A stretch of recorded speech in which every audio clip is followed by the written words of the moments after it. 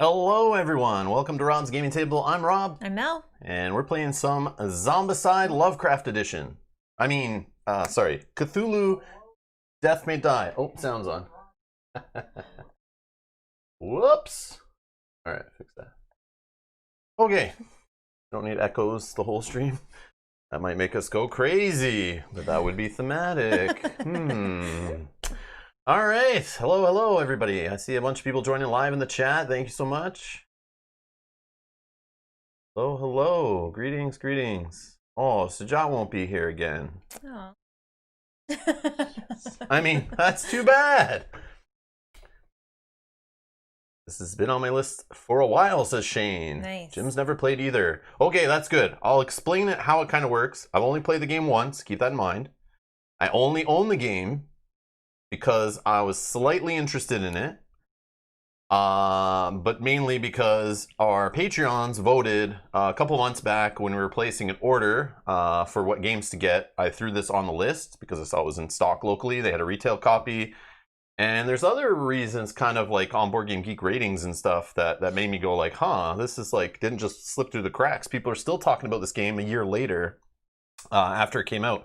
And yeah, it seems like it's got a decent fan base. People like it. They have fun with it. It looked like some good light fun. I know it's not a completely light game, but for the games, compared to some of the games we play, it's back to like the Zombicide level of complexity, which is why I joke. It's designed by Guillotine Games, even though Eric Lang and Rob Davio may have put their name on the box. It's just the Zombicide reskin, really. You can tell it's Guillotine Games. It's the same people that do Zombicide. But when Eric Lang was at Come On Games, because he was in charge of like development, they started just sticking his name on a lot of boxes. When I have a feeling he wasn't like super hands-on with the development. This just seems like we just need to spice up Zombicide and sell some more minis. But it's still super fun. I like this game. But yeah, we've only played it once, but I will go through the rules and kind of explain how it works for those who have never played it before. So we'll see that here, and you guys can help us along as we play through. Those who have played this game more than us, obviously some of you have, feel free in the live chat to like suggest things or remind us of rules. I have the FAQ open here. I read through that this morning to try to clear up some stuff, so we should be pretty good with the rules. But again, it's only our second time playing. We're playing season 1 episode 1. We're using Cthulhu as our main boss, so if you guys know the setup and rules of that, keep an eye on us. Let us know if we messed up anything, or ask if you're not sure. We don't mind looking stuff up. True. Jim is right. It is not fantasy based. That is correct. Yeah. But it's in the Cthulhu world, which I love. Yeah. So. But come on, there's Zombicide Invader, there's Zombicide Black Plague. So they took Zombicide into the fantasy world. They took Zombicide into space. They took Zombicide into modern times. This is just them taking Zombicide into like the 1920s Cthulhu time. Like really, that's what it is. But, which is fine with me. Yeah, which is totally fine. It's totally fine. I'm totally fine with it. I'm just making fun of it because it's like it's painted like it's this different game, but it's like, now that I've played it, my assumptions were definitely correct. If you like this game, go buy some Zombicide games if you've never played them. I think you will like those a lot too. This game though is harder than Zombicide. No? I don't know. Do you agree? I think so. Thematically, this is meant to try to get down to the wire, but Zombicides the later scenarios are designed to do the same thing and crush your souls. But comparing this first scenario to like a Zombicide tutorial first scenario, yeah, the Zombicide ones, they give you nice hand-holding, very easy scenarios to roll you into it. But this doesn't seem that way. This is meant to be a little more hardcore, which makes sense with the Lovecraft theme. It's like more going after the Mansions of Madness, Arkham Horror, Eldritch Horror, Arkham Horror Living Card Game fan audience, right? It's trying to bring them over to the Come On side. But again, all that stuff's published by Asmodee, so it's like, yeah. Yeah. All right. Let's see here. But do you have the big mini? No, Jeremiah. No. I'm not crazy. Yeah. I was going to. I debated it. When I saw it on Kickstarter come up, I was going to back this game, and I saw this giant mini, and that was a great marketing stunt. Great marketing stunt to do that. Definitely looked cool. I wanted to buy it, but the price was crazy. I missed out on the first couple waves of it, so they kept raising the price on it and when it would arrive and stuff. I'm pretty sure they kept raising the price. I know they kept delaying it, so I was like, I'm not going to wait a couple years to get this giant mini that I may or may never use.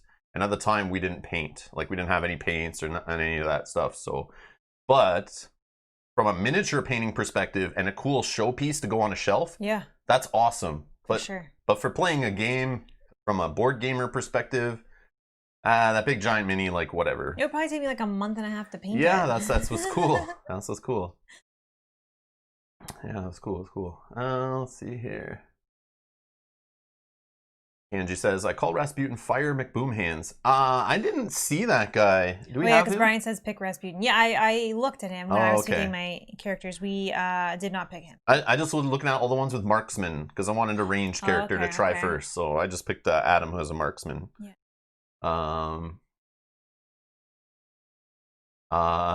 Jack says, Rob, join the cult of Cthulhu. I'm in. I'm in. Ha, you're almost Mansions in. of Madness. Yeah. Like I like playing that. We bought Arkham Horror, the living card game core set. Like we're gonna try that.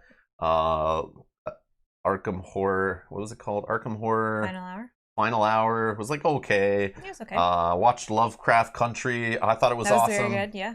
I thought it was awesome. I liked the whole theme in there. So yeah, I don't know. I'm kind of slowly getting into that, but that was something in the board gaming world for me. It was not something I was chasing down. If a game had the Lovecraft theme on it, I was like, okay, whatever. I'll pass. I'll just go get something else because I didn't understand it. I didn't really know what was different about it. But then, Mansions of Madness and the whole app-driven games, Fantasy Flight, publishing tons of money from these Arkham Horror licenses.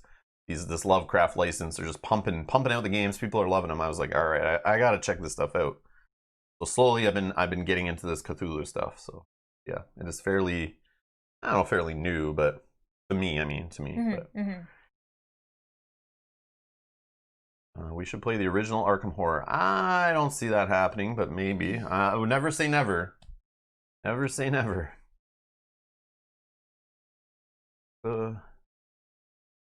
Pick the giggly kid. She's great but scary. I don't know. That kind of creeped me out just seeing she was an option in the game. I was like, playing as a little child. I don't know. It's kind of creepy. I like that she's there. At one time we'll try her out, I think, but I picture my daughter wanting to pick her, but she didn't. She didn't pick that one, so I was surprised.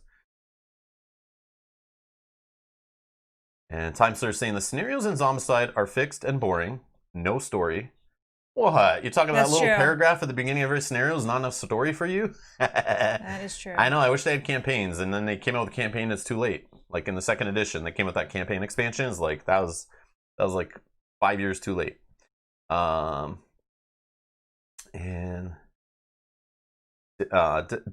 Death May Die is more varied in its scenarios with the GOO.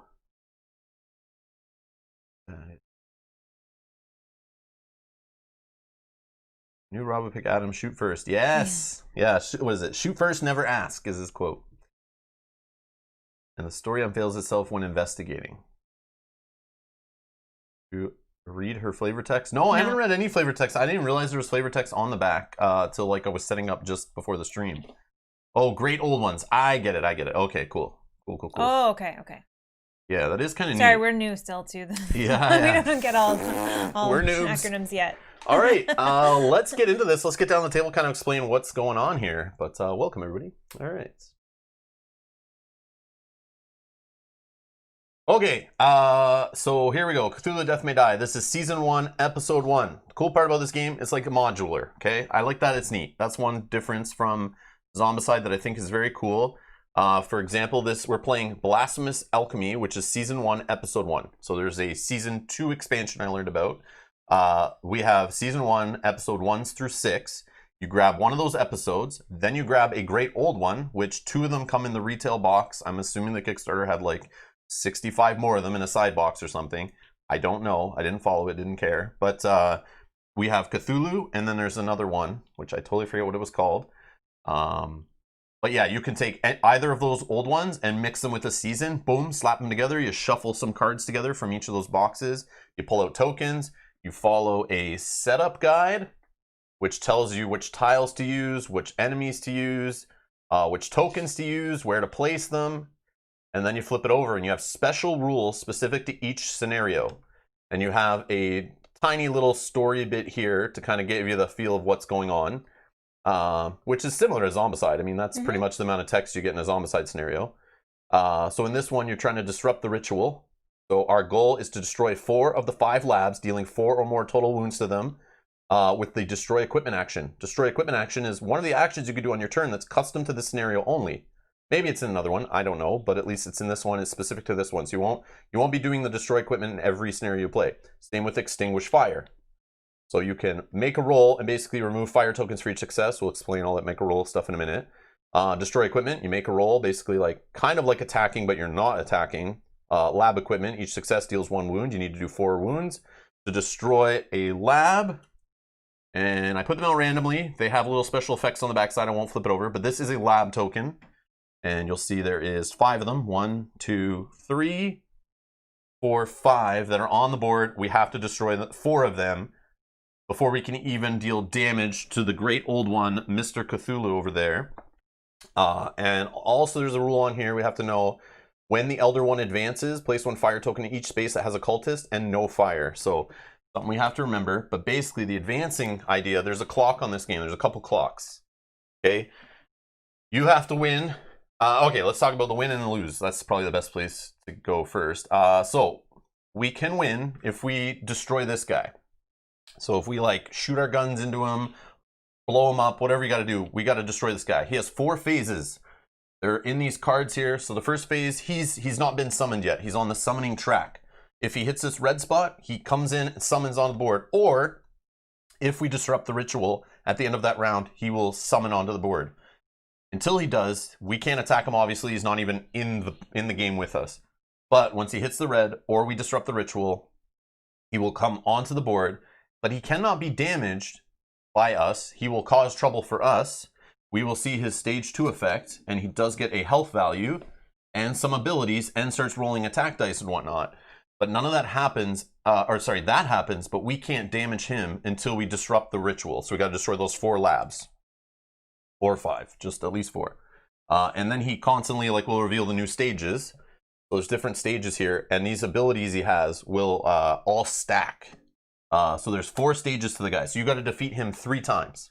When stage 2 comes out, he's 12 health. He gets some cool abilities, starts rolling some dice. You got to deal that 12 damage. Once you do, boom, you defeated him once. Instantly, you pull out his stage 3 card. You still have stage 1 and 2 there.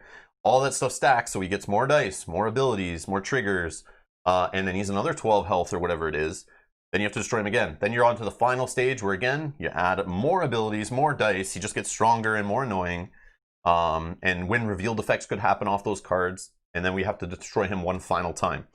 All that has to be done. So you have to defeat him before this summoning token. So once he comes onto the board, there's a summoning token that will keep going across. If that ever lands on this spot, you lose, I'm pretty sure. Mm-hmm. Also, we lose if one of our characters dies before he comes onto the board. So we can rush it, try to destroy labs, get him onto the board, then we're okay. One of us can die, not a problem. Then that last character can survive. Let's say it's Adam here. As long as he makes it to the end and kills Cthulhu, and even if he does it on the same roll that ends up killing him, you apply successes first, you do your kill, and you win the game. Okay, so even if you die in that last showdown, as long as the old one dies at the same time, winning takes precedence. Also, you can lose if both of us die after Cthulhu's out, obviously. Once one of us dies, when he's not out, we lose. If both of us die before we defeat him, we lose. And if it reaches the end of the track, we lose. I think that's all the win and loss conditions. Mm-hmm. If token goes to the end, we all lose.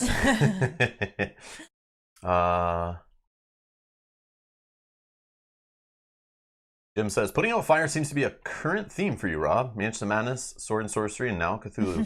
It is a theme. Fire is in all these Lovecraft games. Fire is like a standard thing I've learned. That's part of the theme. You have to have cultists, you have to have Cthulhu, you have to have fire. And it has to be in the 1920s. That's like a Cthulhu, a Lovecraft thing, right? It's part of the theme, I guess. I'm pretty sure you have to disrupt the ritual before anyone dies, even if the great old one is on the board. Pretty sure you have to disrupt the ritual before anyone dies. Oh, is that the way it is? I may be saying it incorrectly. If an investigator is killed or consumed by madness before the Elder One is summoned on the board. Ah, there you go. So it Yeah. is specific. So he could be summoned on the board before we disrupt the ritual, Yeah. and we're fine. So he can come on the board before we disrupt the ritual, and then one of us can die, and we're still good to keep playing. But then that last person in a 2-player game has to then still disrupt the ritual before you can even start attacking Cthulhu. Yeah. So that's what we got to try to do. So there's a little balance, here to like, you could try to rush that objectives to destroy the equipment to get the labs done to disrupt the ritual to get him on the board. But then if he's on the board too early and you're not powered up and ready, because you get more powerful as you play this game and other things straight from Zombicide, it feels, the way the abilities are structured, and the experience ramps up. But you are not as strong at the beginning. You don't roll as many dice. You're not as powerful. Your abilities aren't leveled up. So that happens as you play the game and as time passes.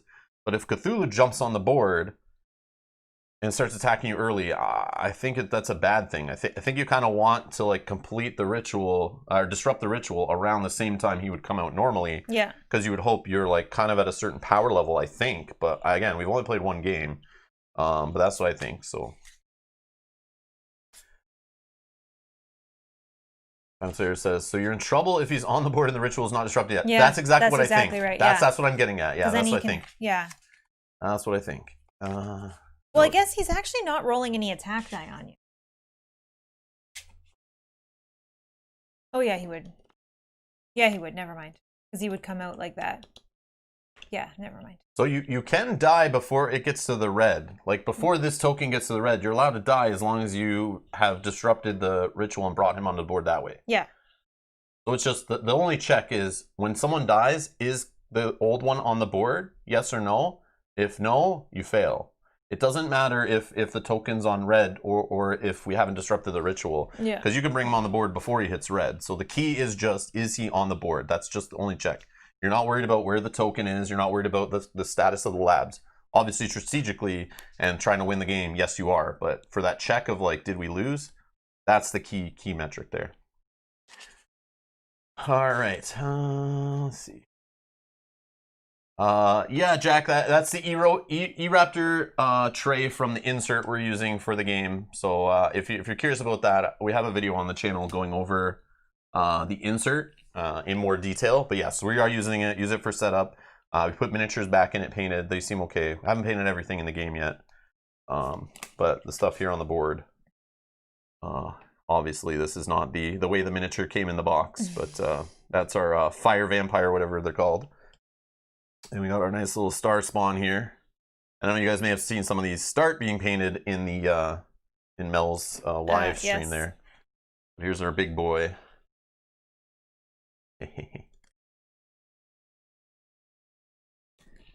And John's here. Hey, John. Hello. Okay, so I'll shuffle up these. These are discoveries. Actually, I should probably go over a couple things. So for setup, we have these. There's 3 different types of enemies that are key for cards. There is cultists.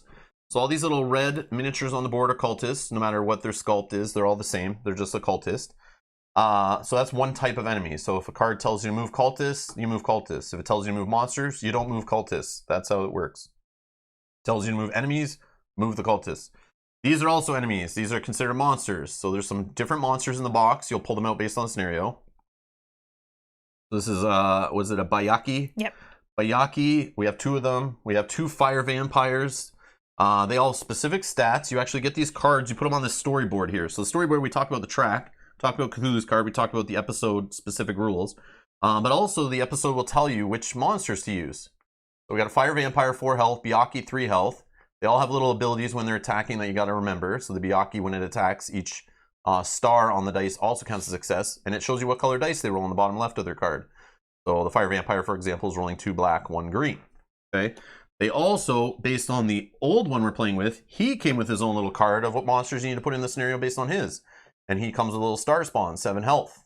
This jerk face, when attacked or being attacked in a space with a relay token, which you'll see those come out later, he adds 2 little tentacle symbols to the roll. And then we got cultists that are just 2 health. And it just says they unleash the power relay, so flavor text there, I guess. but they only roll 2 green dice. So that's your enemies. So you kind of have like your stats for the scenario here that you put on this little storyboard every time you play. The map, you saw the setup card. This is the map setup. We have the labs on the board. We have fire tokens. Fire, basically you leave a space with fire. You have to then place that amount of fire tokens that are in the space onto your character, but you do not touch the ones on the board. You just grab more fire tokens and put them on yourself. They are dealt with at the end of the turn. There are some spawn gates. We have a yellow spawn gate, blue spawn gate, red spawn gate down here. This area here is a basement. So there is the main floor up here. You can see our starting position here is marked by this blue little starting player token. So we start in a room here. This connects to one large room here. That room connects only here 2 spots into this long hallway in the middle, or this series of 3 rooms down here. One of them is one of those labs. Up here is a space, a long thing that's divided up into a 2-section room. It's 1 room, sorry, that takes up 2 spaces, and 1 room here. Then we have another one of those long hallway type rooms, and then a double room tile back here. The stairwell right here, the stairwell token makes adjacent any other stairwell. You can also have, you can also have tunnels, which are on the back of the, no, they're not, they're on their own token. Oh, sorry, the purple are the tunnels, sorry. So you could have tunnels. In this scenario, we don't have any tunnels connecting, but that, it does the same thing, which basically means this place with the stairwell token, this whole space here, is fully adjacent to this basement space, this L-shaped tile right here. Fully connected. So if you need to shoot adjacent, or if you shoot 2 spaces away, yes, you can shoot from this space with a stairwell 2 spaces into the basement. A little crazy, keeps it simple. That's why I joke this game is very much like Zombicide, because it just keeps it more straightforward. Try not to be too hardcore. But yes, if you shoot 2 or 3 spaces or whatever, yes, this cultist, if he attacked 2 spaces away, or 3 spaces away, he could literally attack somebody down here in the basement from this like lab room all the way over here. Yes, you can wrap corners and all that stuff. There's no line of sight in this thing. It's literally just, are you adjacent? Which I think is easier, no? Super easy, super simple. Breaks thematically a little bit, and for people who play like more hardcore games, the line of sight rules and hex rules and draw this and measuring tape and all that stuff. This game is like definitely on the more straightforward, more just worrying about the fun and rolling dice and trying to smash cultists, which is very cool. And anything else to explain that I see on the board? Our characters right here, we're starting here, like I said. Jack is asking if you can show them. Show them? Can you show off the player painted? Oh, yeah, sorry. I forgot to hold these guys up. So here's Adam that we're playing with, and Mel painted these. So this is Adam. He's rocking a shotgun here. So he's got a marksman ability. We'll go over our abilities in a sec. And then we also have, who's this? Ahmed. We have Ahmed here, and he's got a briefcase. He's like straight out of a spy movie here, like with his little pistol ready to go. Okay. And Mel's a purple base, so it lines up with her purple little tokens here. This is cool. So they have little tentacle tokens to track your health and sanity and all of that. All right, so these are, let's say they're shuffled. Those are shuffled. So there's our discovery cards. We'll talk about those work in a minute. We have mythos cards here. Then we have a bunch of various tokens, health, and that kind of stuff. We'll deal with that as it comes up. But you basically have your player card, and I just learned that there is story on the back and some art. So Lord Adam Benchley, Manchester, England, shoot first, never ask, is his quote. The Lord Benchley's signature eye twitching is both word and warning of the rolling thoughts beneath his calm British demeanor. Calm British demeanor, sorry. The man holds himself together admirably, but investigators know to keep some reserve around the poor fellow, lest the twitch settle into a steely glare. Lord Benchley is quite mad, of course, having battled the cults for decades and always maintaining the upper hand, if only barely. Lord Benchley himself relies on a stiff upper lip, stoic resolve, and indulging his psychotic tendencies against cultists and their foul minions at every opportunity. So, on the player board, very important, there's this other clock in the game. So I talked about there's 2 clocks kind of in the game. There's the elder token thing moving across the top here. That obviously hits the end, you're in trouble. But there's this other constantly moving clock that you can't go back on, is this sanity. So we have a sanity track up here. So you start off on this end, and as you lose sanity, you go across. And they have these little threshold points on them. So if I was 1 space ahead before hitting that threshold, for example, and I took like 17 sanity loss, I would literally just move 1 and stop there. I lose all the rest of that sanity, just kind of falls away into the ether and disappears. So they have these little blockers so you don't like quickly go crazy and you're done and you're dead when you hit the end here. But it's cool. As you get more insane in this, similar to changing colors in Zombicide, so the more craziness that happens, you hit these thresholds, it could give you additional dice to roll when you're making rolls, like attacking, extinguishing fire, what else is the other one? Destroying equipment in this scenario, all that. So you get those. But also when you hit these thresholds, you can level up one of your abilities, okay? We'll talk about abilities in a sec. But down here is stress. You have a stress meter. And the stress meter, you can spend stress to reroll dice. You can reroll dice that you're rolling. You can reroll dice the enemies are rolling against you. You can reroll dice from whatever effects are happening. On your turn, you can spend stress to reroll dice. And you can reroll the same die as many times as you want, as long as you have stress to spend. And here's your health track, your wounds. As you take wounds, you hit this end, you're dead, okay? So you can heal up. There's an action to heal. And then there's a nice little reminder here on the turn sequence, which we can go over now, I guess. So on your turn, you take 3 actions. You can run, which is move up to 3 spaces. Then you have to fully resolve an action. You can't interrupt movement to do other actions, which we learned. You can attack one enemy. You choose an enemy, make a roll, you roll some dice, and you roll 3 black dice plus any green you've earned from this or abilities or whatever, or weapons you may have. You could rest. So you have to be in a safe space with no enemies, and you can heal 3 stress and or health. So a mix of that, a mix of 3 points, and you can spend those points, in stress or health. So you can heal 3 stress or 3 health, or like 2 stress and 1 health, or 2 health and 1 stress, or whatever. Any mix you want there out of 3. Then you could trade, where you can trade any items or companions or whatever with other characters in your space. That doesn't have to be in a safe space, supposedly. And also you can't trade conditions. So if you have a condition, you can't get rid of it that way. And then you have episode actions, which we already talked about, extinguishing fire and destroying equipment. Then once you're done that, you draw a Mythos card, which is mixed up of the Elder one we're playing with and the scenario we're playing with, and they're all bad. Then, if you're in a safe space, you draw a Discovery card. That's from this deck. You'll draw a Discovery card. We'll show you one. You basically draw these cards, you read them out. Has a little bit of story on here sometimes. Then it gives you an option. You may claim, in this case, an item called Medicine, which has an ability. Sometimes there's 2 options, like Good Boy here.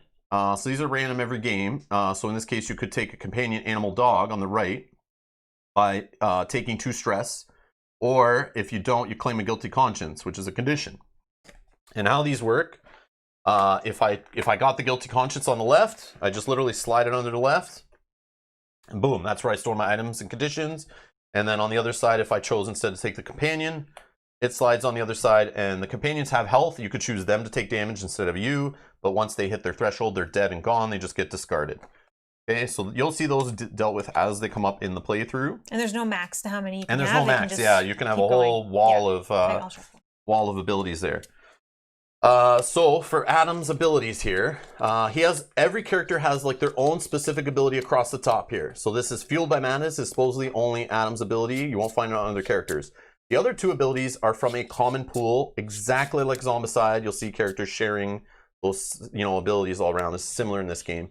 So Fueled by Madness, I can gain a red die. Well, my token is on a sanity threshold, so I gain a green die. And when I hit my sanity, I can upgrade it, like I said. So I could replace it with an instead gain a green die when my sanity is on a threshold or 1 space back, for example. Marksman, you may attack a target 1 space away. But I could add to that. So sometimes you can stack abilities on. So this one, I gain 2 green dice when attacking a target not in your space. So I may want to level that up pretty soon.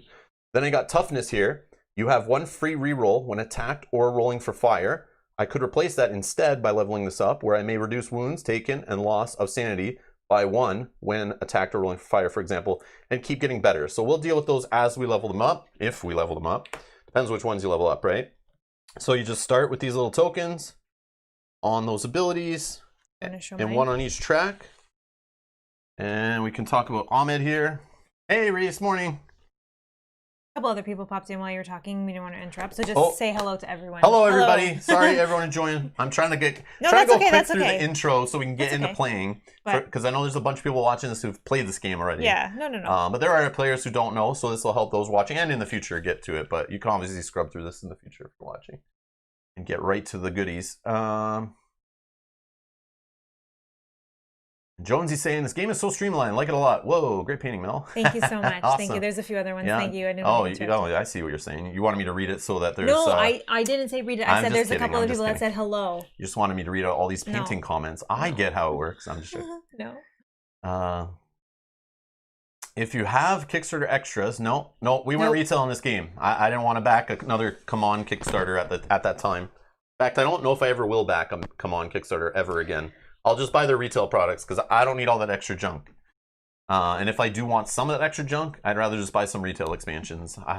Like too many stretch goal boxes just collecting dust around the house. Yeah. It's like too much that you'll never play at all. Twist meter is the best mechanic in the game, my opinion. And the way Rob rolls dice. Yes, I like it.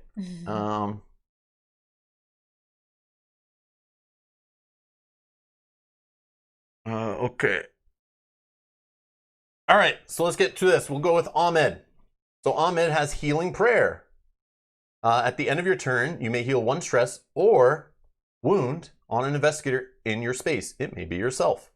Stealth. When you run, you may sneak once. 1 enemy doesn't follow you is basically what 1 sneak does.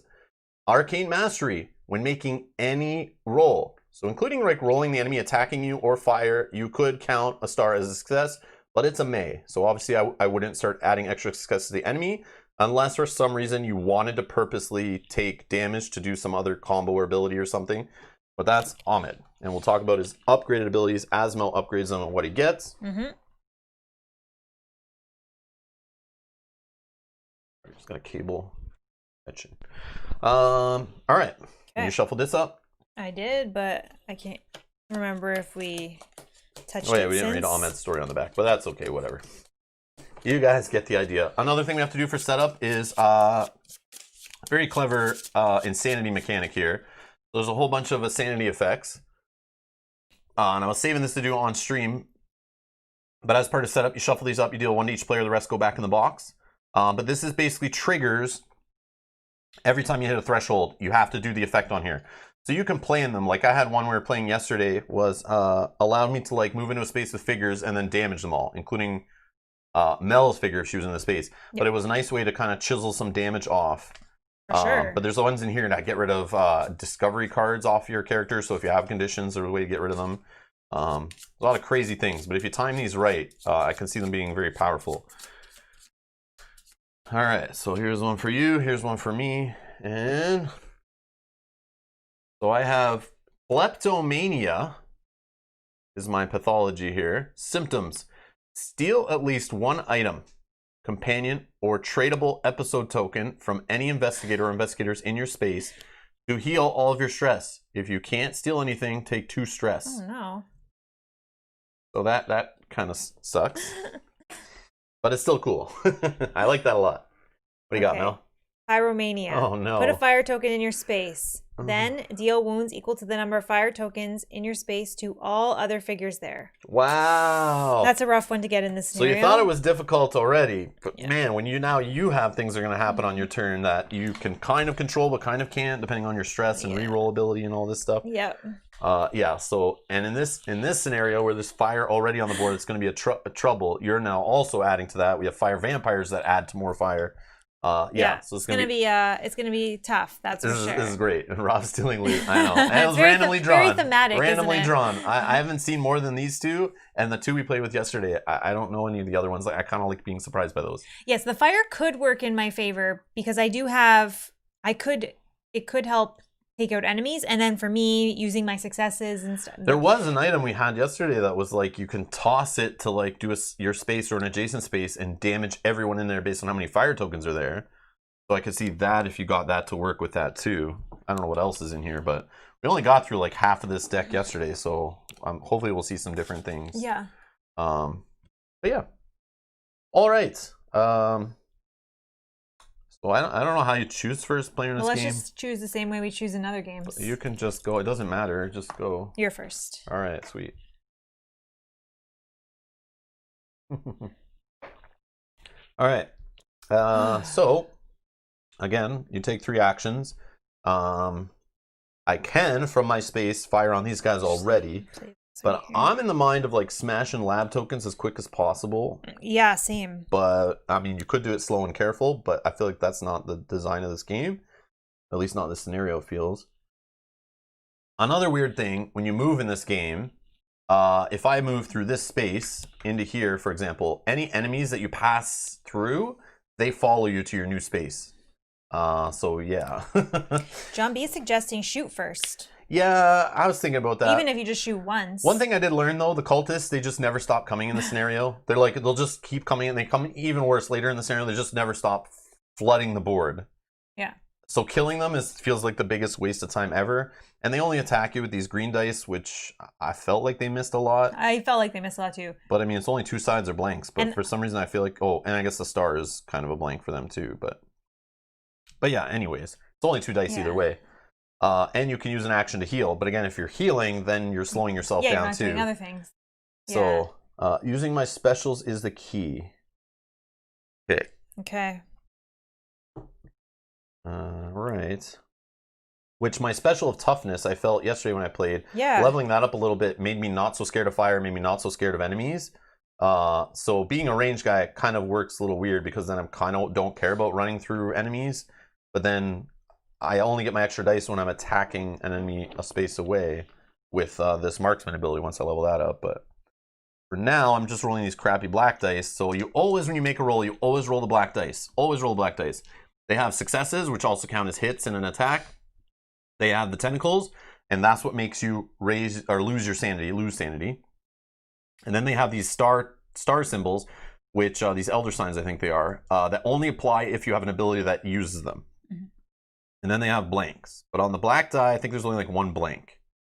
So you're like always going to get something pretty much. And one of them is dual and a success and a loss of sanity. Then the green dice, they get a little better because there's no loss of sanity on them. But they have a couple blanks, they have stars, and they have combo star and hit. And the hits, or the successes. Yeah. But that's the deal. So you're always rolling these blacks, and then you're just adding greens to it as you like level up and get better. Yeah, Brian, I agree. They do keep attacking you, which is annoying. It's annoying. But they do keep coming back, so that's also annoying. But I think if I'm gonna kill enemies, like kill monsters seems to be the more concern. Maybe there's other scenarios where killing the cultist makes a bigger difference. And I know the cultists drop more fire in this scenario every time this guy advances. But you can play the game of like seeing how many cards will come off the Mythos deck, which I didn't talk about either. So the Mythos cards come off. We're basically worried about these Elder Signs. We'll deal with abilities as they come. But once there are 3 of these Elder Signs in the discard pile, and not every card has it, there is a card that automatically makes 3 in there, and he moves. But once you have 3 in there at the end of the turn in your discard pile, you count them, you have 3, you move him forward 1 space on the track, and then you shuffle this deck back up. And that's when he does the stuff to check, and they drop fire in the space and all that. Okay. All right. So yeah, I could just shoot from here because I have range. Mm-hmm. Even if you take out one of them, like I mean, you don't have to spend your whole action taking out both. But true. The other one's just gonna follow you. Getting attacked by one is. Yeah.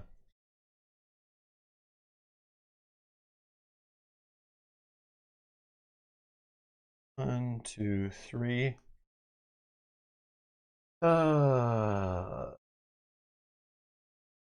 Okay. Yeah, I guess I'll play a little slower and safer, but I don't feel right. What would you have wanted to do? I just want to run for this lab, get in there, I bring a few guys with me, clear it for you, ahead. I throw a fire on me, I get some rerolls when I'm taking attacks or fire.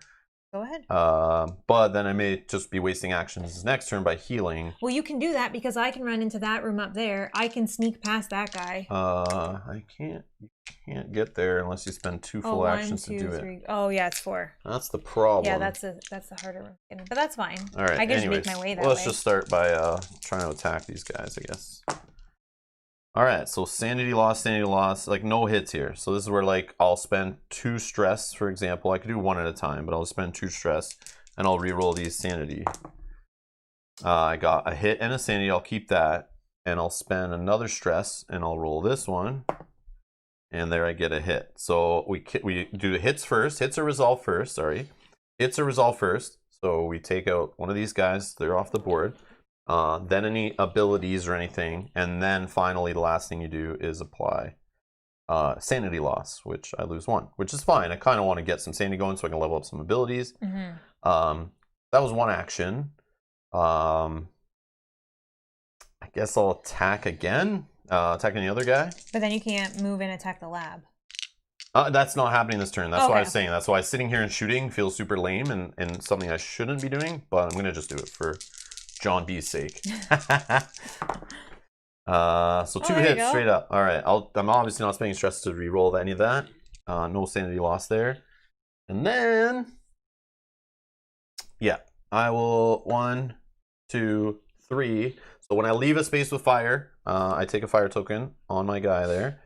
And then I end up in, actually, I shouldn't probably go into space yet because I want to do the discovery thing, right? Yeah. So maybe let's not take the fire yet. I'll just stop right here. Yeah. And then, after you've done your 3 actions, you draw a Mythos card. So we have 1 Elder Sign, so it's Star Spawn! If the Star Spawn is on the board, each investigator in its space loses 2 sanity, then it moves 2 space towards you. So if you can't do that, just skip it. Then we summon the Star Spawn on the blue spawn gate. That's annoying. Yeah, that sucks. All right.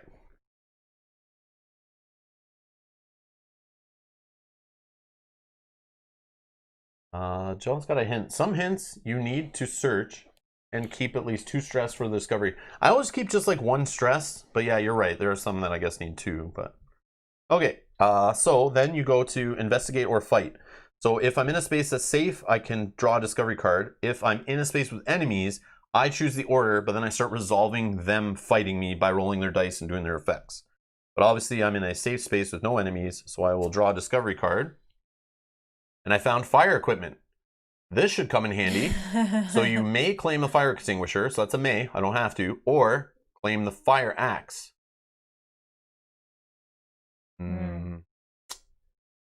So fire axe is when attacking, gain a extra green die if you have the brawling skill. I don't have the brawling skill, so that's pretty useless to me. The fire extinguisher, I gain 2 extra green dice when I'm trying to do that extinguish fire action. So I don't have to take any stress for this, so obviously I just should take it. So yeah, you don't think the other one's useless unless you can find the brawling skill. Yeah, somehow. Which I don't know if there's a way. I don't know. Yeah. So that's that. Then next step is end of turn, which I'm going to bring up on the screen here because I always forget. Yeah, and I'm just going to mention because Kanjay was talking about how on the back of the rule book, there's definitely a nice little breakdown that kind of... It just sucks the rulebook's so big, so this takes up a lot of table space, but I do appreciate any company use that back page, should have reference material on it no matter what it is. Please don't just put art on the back. Yeah. This is a good job. Like I like that awesome. A lot. All right, so then at the end of turn, so this is the same reference as on the back of the rule book here. So resolving end of turn. The part that sucks is on the character sheet, it just says step 4, resolve end of turn. So you got to kind of remember this order. It is important. So if you have any end of turn effects that aren't related to Cthulhu, you do those then. If you have any fire on you, you roll 1 black die for each fire on you, then discard it. You resolve the dice, obviously. Then you check the Mythos discard pile for 3 of those Elder Sign symbols, or Elder One symbols, or whatever they are. Then you check Elder One summoning. If a red space is reached, this is where you put the Elder One on the board. And then if the Elder One has any end of turn effects, you resolve those. And resolve all revealed stages in order. So that's how the end of turn works.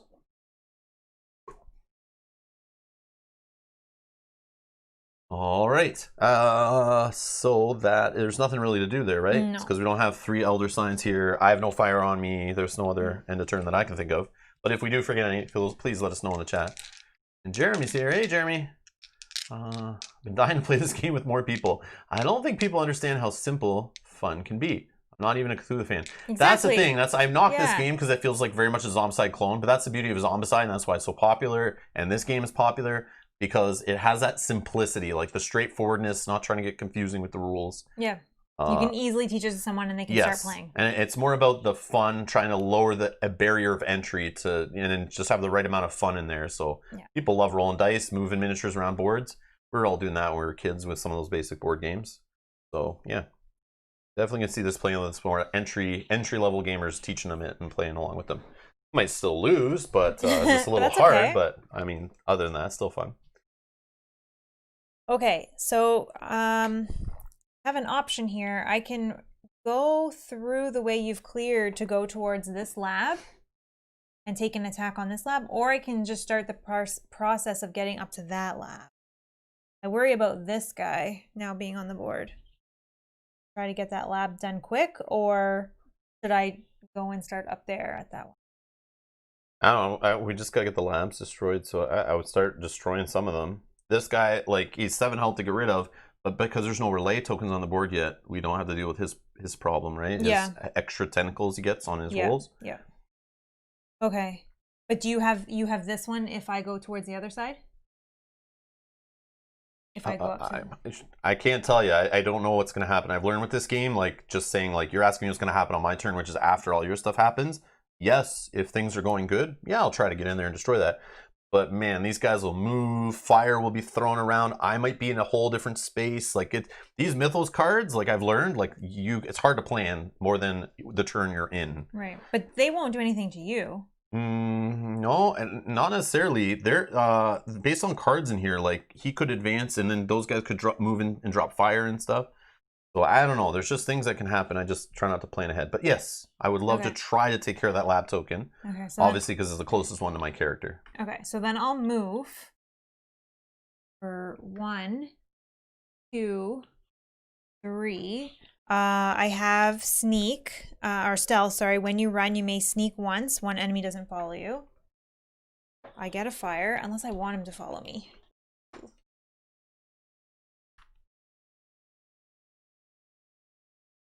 No, then I'll move again, and I'll just move into this space.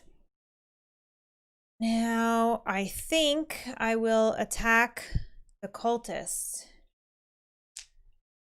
I roll 3 black die, and I do have my Arcane Mastery, which lets me count 1 star as a success. Ugh. Okay, I will spend 1 stress to reroll this tentacle. Okay, that looks better. So 2 hits, enough to kill the guy. And I did not take any. Yeah, I don't know how to say that relay. I don't know. Or are we saying it wrong? I don't know. Kanji's just saying, like, I've never learned how to say that word for the tokens properly. Oh. I don't know if we're saying it properly either. Relay is what I would think. Yeah, I just... Relay? I don't know. But yeah. But yeah. Okay. So those are my actions. I'm going to draw a Mythos card. Bayaki, it again has the symbol on it. Each Bayaki moves directly into your space. Oh no! Okay. So we only have 1 on the board. And then we're going to summon 1 in the red gate. Oh, fun. Well, obviously, if you have no minis left on the side of the board for a certain type and it tells you to summon it, you just ignore it. One thing I also want to point out that I forgot to do in our little intro when I was talking about another reason why I was interested in this game when I mentioned the BGG ratings and whatnot. I just wanted to show this. So I know there's a lot of people in the chat who've never got into this game or are interested but didn't know a lot. But the game has only been out for like a year and it's already 224. Yesterday I looked, it was 228. Wow. But it's crawling up there. Thematic, it's 28. So like the fact it's up in the 200s within a year is like, it tells you something. Yeah. So there's something to this. The weight, again, not too crazy, which is nice. Nice medium light. It's rated medium light. Exactly how I would describe it. That's perfect. 10 plus is the community rating. Best with 3 to 4 supposedly. So we're not playing it in its best, according to fans. This is not in its best configuration. That's all we have. So. That's all we got. So yeah, but a lot of people recommend it solo. Oh, it's close. 2-player, yeah. Right. I know it's like 69% to 71%. Yeah. It's like whatever. Yeah. They can only show the one numbers here, I guess. But yeah, so there it is. I just want to show that it's like it's cranking up there, an 8.2 average rating, which is pretty nuts. Okay, so that was my Mythos card. Investigator fight. Well, he is going to attack me now because he's in my space. So he's going to roll 2 green and a black die. And when it attacks, it counts each star as a success. Oh, God. Okay. So that's 4 hits. Yeah. But you can spend stress even on the monsters roll to like mess with their dice, which is interesting. Definitely a cool aspect of this game. I'm gonna spend 1 to start. I'm at least gonna re-roll this one. Okay, that's better. I'm tempted to do 1 more because I can heal 1 at the end. Just take 2. I'll take 2. Okay. You're at 3 wounds, 3 stress. Yep. And then resolve end of turn. So I do have an end of turn, which is at the end of your turn, you may heal 1 stress or 1 wound on an investigator in my space, and it may be myself. I'll heal 1 wound. And then roll for fire. I will roll 1 black die. I'm good. I'll take that. And then check the mythos. We only have 2. And all right. So Brian is saying, it's very true, Rob. You can't plan until after the Mythos card. And then you may be like, I have 3 attacks on the lab. And then a star spawn is in your space. Yeah, that's what happened so many times yesterday where it's like, it's very frustrating. You feel like you're in control, but in this game, you're not in control at all. Yeah. Which is cool. It's definitely the chaos insanity theme is all over this one. And Velco's here. C4 is here also saying, I'm a fan of Lovecraft, Cthulhu / Lovecraft. Glad to see it on your stream. Awesome. Awesome. And how do you put out fire? There is a scenario-specific ability. So you have, these are actions you can spend action points on. There 3 per turn. You can extinguish fire in this scenario only, supposedly. Make a roll, and you remove 1 fire token from your space for each success. And then this is a specific one for destroying equipment. You make a roll against the equipment. Does not count as an attack. And each success deals 1 wound to the lab. Once it has 4 or more, you destroy it, and you flip the token over to do some cool effect.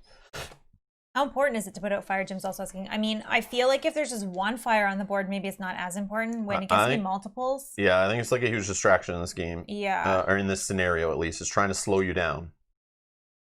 How many scenarios in the game itself? In the core retail box that we only own the core box. It's a Cool Mini or Not game, so obviously they designed 67 expansions and 13 stretch goal boxes during the Kickstarter, of course. I'm just kidding. There's not that many. But there are some expansion boxes. But in the base set, it's Season 1. Episodes 1 through 6 it comes with, and then it comes with 2 great old ones that you could play with either of those scenarios or with any of those scenarios.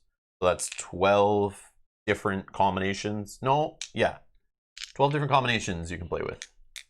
And I heard that somebody had, somebody mentioned it in the chat that the big mini also comes with.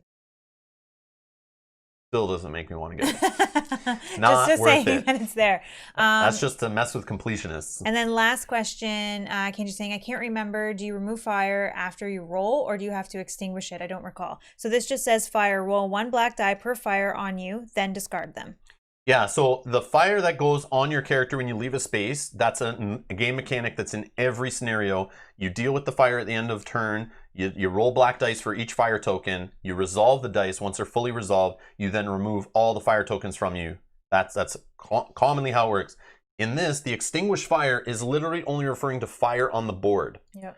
So for us to get rid of fire tokens that are piling up on the board, that's how you get rid of those with the extinguished fire. Sorry.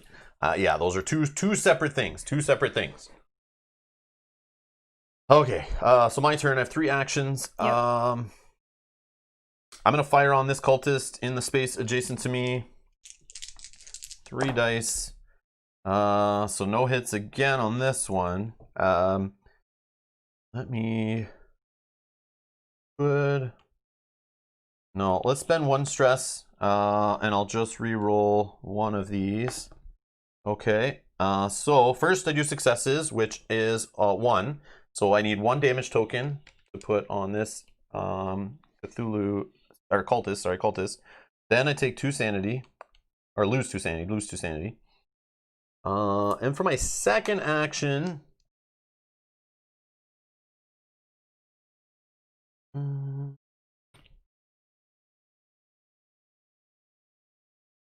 think I'm just going to attack him again. Without stress reduction, I'm fine with that. And boom, I got the 1 hit and no other stress. So he's off the board.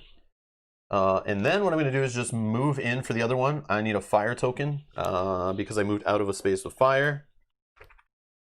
That is that. Then I draw a Mythos card. Relay Unleashed. Each investigator in a relay space loses 1 sanity. There is no relay tokens, but now we have 3 of these old one symbols, so gotta worry about that in a bit. Then it's safe, so I'll draw another discovery card.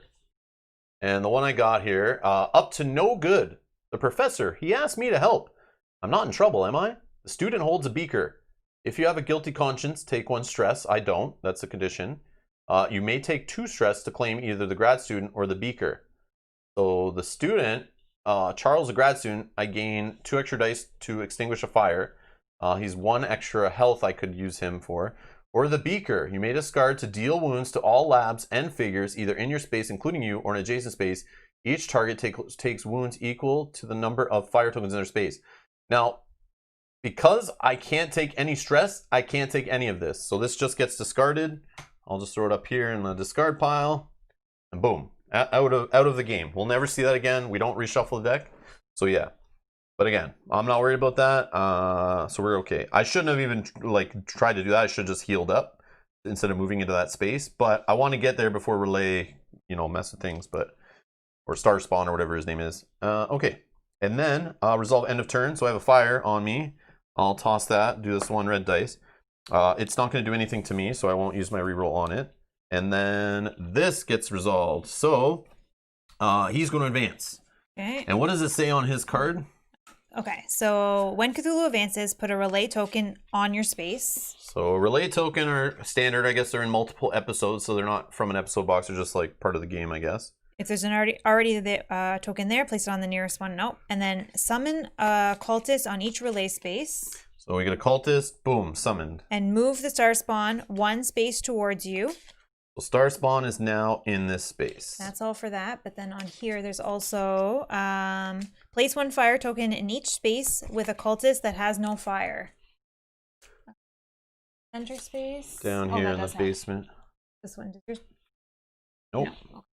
Does now. Okay.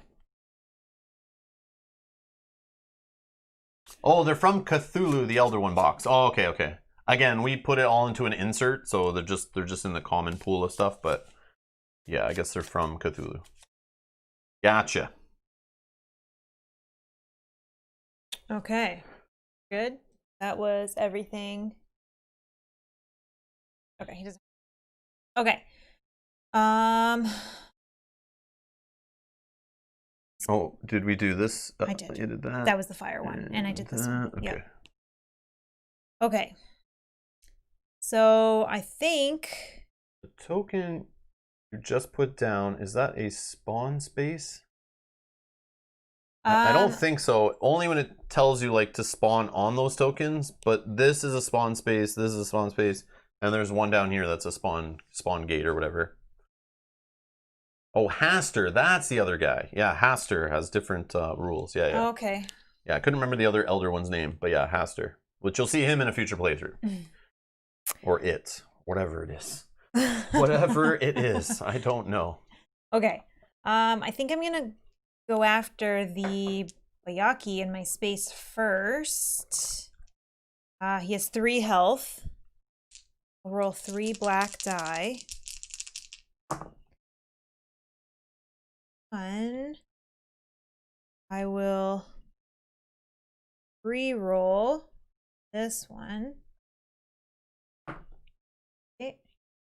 I'm going to take 1 more shot. We'll re-roll this blank one. Star. Okay, so this is great. I can use my ability. So when making any roll, you may count 1 star as a success. So that's enough. That's 3. I don't lose anything up there, so that's good. He's dead. For my second action, I'm going to rest. 1, 2, 3. And then for my third action, I will fire on the lab.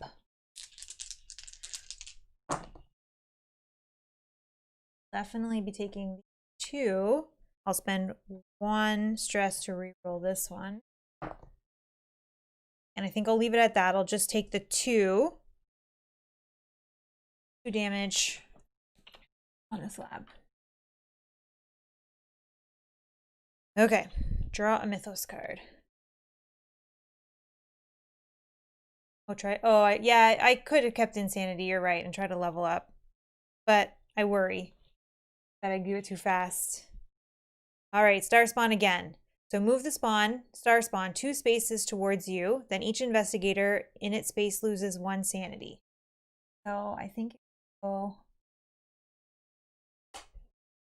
is there a door here? It has to go 1, 2. And then no one's in the space, and then we can't summon. That's not the worst. So now I am in a safe place. We'll discover. That's fine. Oh, sorry. Edgar's just asking rules. I think they got him answered. Okay. A monkey paw. Painted glimpse on the floor. What is going on here? If you have a monkey as a companion, take 2 wounds and discard the monkey. You may claim the monkey paw or discard it to heal all your health. Well, then the monkey paw says each elder sign may count as both a success and a tentacle. This cannot be traded. So how is that good? Each elder sign may count as both a stress and a tentacle. A success and a tentacle. So these elder signs that count as nothing, you can make them count as like as these. Yeah, but I don't know if I would want that. I know. So it's letting you know that if you take that, it's risky, but you can't trade it away. Or discard it to heal all your health. Like I can discard this and just heal? Yeah, that's what I did with it, but I'm sure like, yeah. Okay, I'm just going to discard it to heal all my health. I don't know. 1. Okay. Okay. And that was that. So I can resolve end of turn. I get to heal 1. I'll just heal 1 stress. And then check the fire. I don't have fire. Mythos, no, and it's good. Okay. Yes, I do see. Okay, everyone's saying concentrate on getting leveled up. Okay, I will. Yeah, that's why I usually not try to roll. Like yesterday, I did the same thing. When this happens early and you start getting these symbols, I love taking them right away. Like especially when you're close. Like right now, I'm on 1 edge to my sanity. I want as many of those as possible. I don't care because they're all going to go to waste, and I get to level up. So these first couple I found yesterday too when I was playing the game. I wanted to race to these as fast as possible.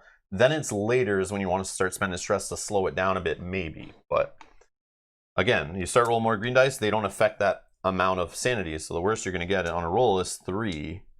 That's not likely. So, but the problem is you can't trade the monkey's paw, but I think there is ways to get rid of it based on other discovery cards, but you may or may not see those in a playthrough, especially with only 2 characters. You're not going to draw through this as quickly and see them. Yeah, so. And then I worry. Yeah, that's fine. You play how you want to play. It's all good. We're noobs. I just also, when we played yesterday, my sanity went really fast, really high. Yeah, that's how you lost, right? Yeah, I think. Yeah. Or so, you were defeated. I was defeated, yeah. Yeah. We didn't lose. We didn't lose, but I was defeated. All right. We made today, though. So then I was worried, and yeah. So maybe have you done all the things? I have done everything. I've done all this.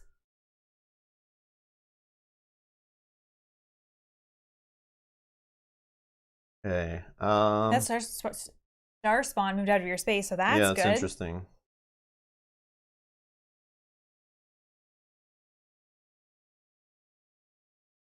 Okay. So I'm gonna attack the cultist. I don't remember where this was. Probably here. This is a problem you bump these around. Yeah, that's the only thing. Yeah, I looked down. I wish they were indented. It's the terraforming Mars syndrome here of selling you flat, slidey, slippery paper mats and tokens that fly around on them, easily bumped.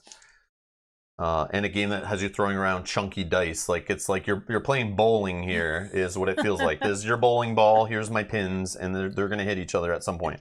We have a dice tray, but it's just seems silly. Don't sneeze. Yeah, don't sneeze. Oh, did I take a wound? I don't even know. But anyways. Did you take a I don't know, but it was sitting halfway between, so like I don't even know. No, I don't think you took a wound. I think you were full stress. You were full stress, but you hadn't taken a wound. I don't think so, but no, maybe. You hadn't. You were full stress though. Because I don't think the fire did anything to me. No, you didn't act. Yeah, no.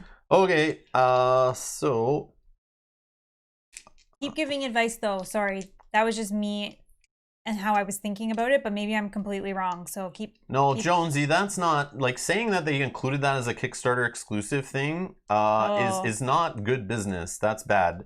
Those cheap cost them like a penny and a half each, should have been in the box. Or it's coming from the same company that puts player boards in all the Zombicide games now because of that same issue. Yeah. The fact that they didn't include that same player board design with pegs or whatever for this game seems like, I don't know, like a cash grab or a laziness thing.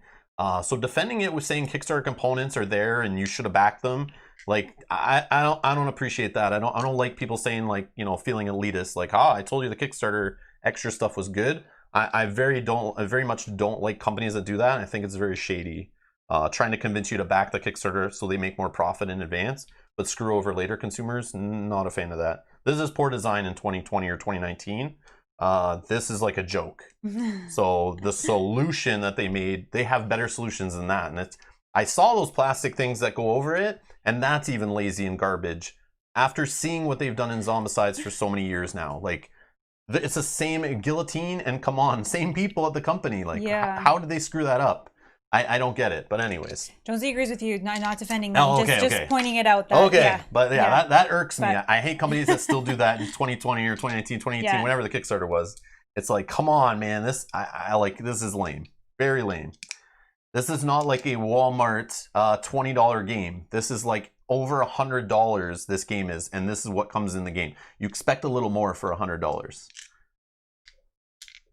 Overlay is like $51. Get the hell out! Yeah, but they cost like a penny and a half per overlay for them to manufacture those, like to buy giant cases of them, and then they upcharge those too as like a premium upgrade, just to make you scared that you don't want to miss out on those. So you throw more money at the Kickstarter to help them make more profit up front, and then not have to give as much to the local store, the distributors, and those kind of things along the supply chain, the standard supply chain. Yeah, because how much more could this have been to make it into like a cardboard thing, like the Scythe ones that has a little indent? Those are a little pricier than just the plastic add-ons. Yeah. Oh, okay. But yeah, it really is not a cash grab. It's more of a way of, like, I'd be offended if I was a store owner, because this kind of practice is basically trying to deter customers from spending money at their local game store. That's literally what this tactic is. It's to make a false exclusivity at the Kickstarter level to feel like you have to get in on it then to get the best copy of the game, because the one you'll get later won't be as good, even though it could be, but they don't want it to be like that. That's why, like, Chip Theory Games, they just say, like, we'll throw stuff in the Kickstarter, but it's going to be the exact same game that's available later. Like, no difference, which I love that a lot. But yeah, this stuff is just silly. So yeah, it's obviously a passionate thing for me there. kind of tilted me a little bit. But yeah, no worries, Jonesy, no worries. But yeah, it's just like bringing that up, though. It does remind me, it's like, this is not, I joke about it, but it's like, it's very much a bad thing to do. Yeah, just a comment. These should have done better. Yeah, exactly. Yeah, I agree. Exactly. All right. Anyways, enough rants. I still buy their damn game, so I don't know. What does that say about me? We didn't know this when we bought it. I mean, it wouldn't have changed our decision, right? Had we known that these were like slidey? No, I knew about that. Oh, you knew about that? Okay. Yeah, but I was like, we'll play with it. I play Terraforming Mars the same way. I had a great time ranting about that and having fun with it. Oh, yeah. So it's all good.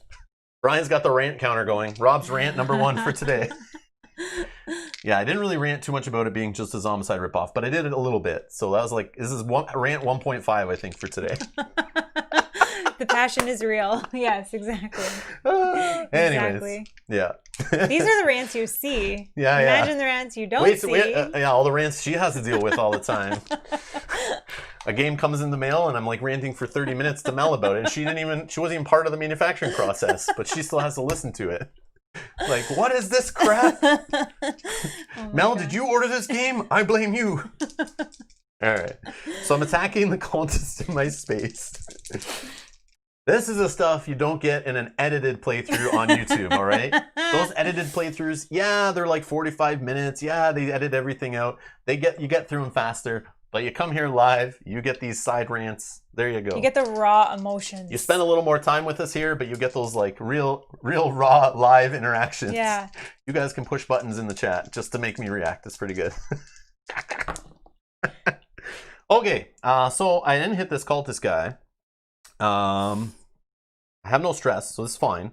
So no hits. I'm going to hit my sanity thing. Now I have to steal at least one item, companion, or tradable episode token from any investigator or investigators in your space. to heal all of your stress. If you can't steal anything, take 2 stress. I forgot you had that. You could have been stealing that monkey thing from me. But I don't want it. I know, but it wouldn't have been your choice. But anyways, so purposely I'm at max stress, so I can't take any. So this is why I didn't want to lower my stress. Wink, wink. So nothing happens there. I can't take it. We're good. Yeah. But I hit my level here, so I can spend to upgrade one of these. And I think I am going to level up toughness, I think.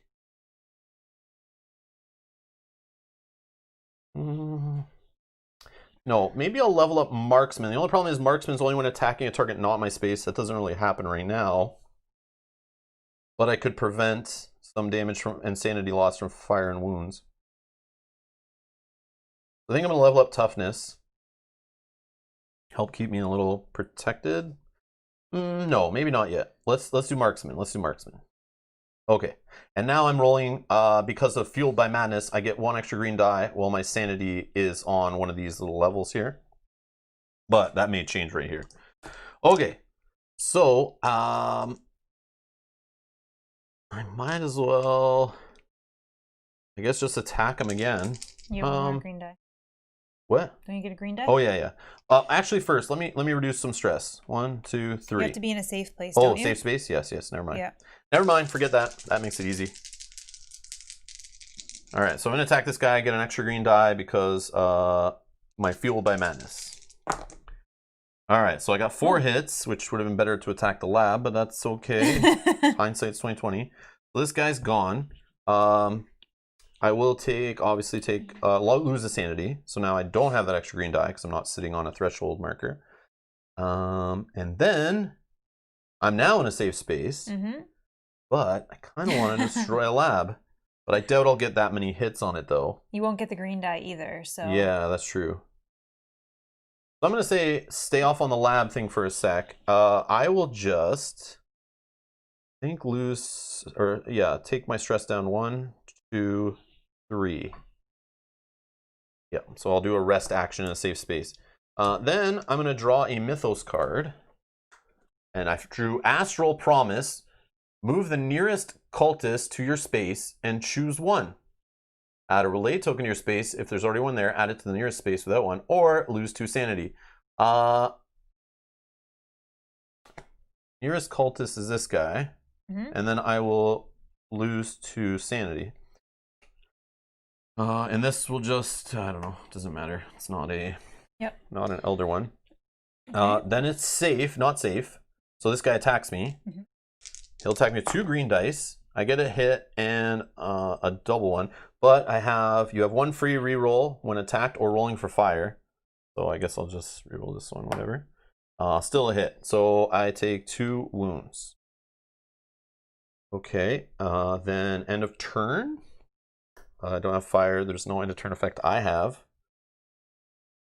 That's it. Nope. This guy. Nope. Okay, I'm done. Okay, so I think my first action will be to attack the lab. I need to get 2 more hits on the lab. Well, you're all saying I should take the Cthulhu's. Well, so you want to level up your abilities, but at some point you want to slow down on the sanity, right? All right, so I'll take the 3 hits. He only needs 2, and I'll take the 2 on my loss of sanity. So this lab is gone. If you can. Well, how many hits did you do? 3? 3, but there's another. Oh yeah. Okay, so you got Inferno. Place a fire token in this space, and each adjacent space is the effect from destroying that lab token. That's enough. Is this one's not connected, right?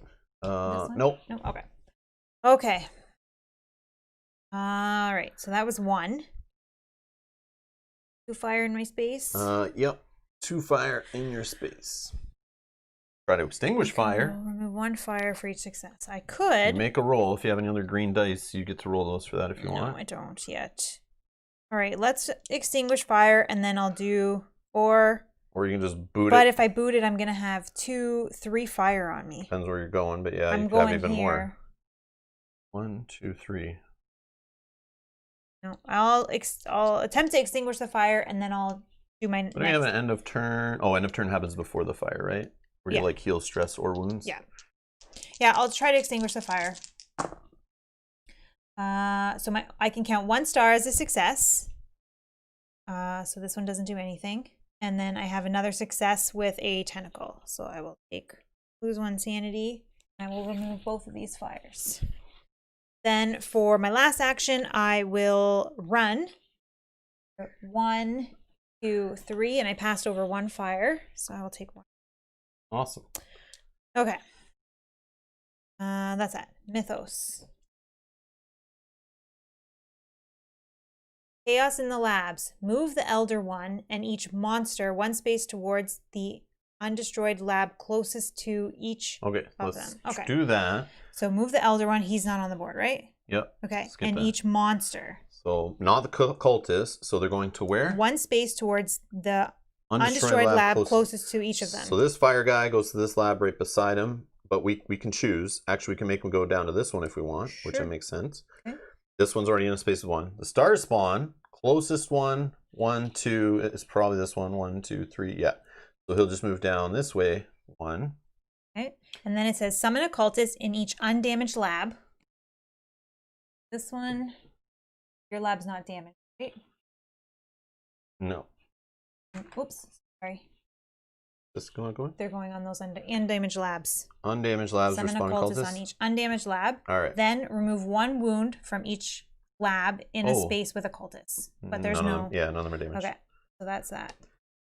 Okay, so now I'm no longer in a safe space, so he is going to fight me to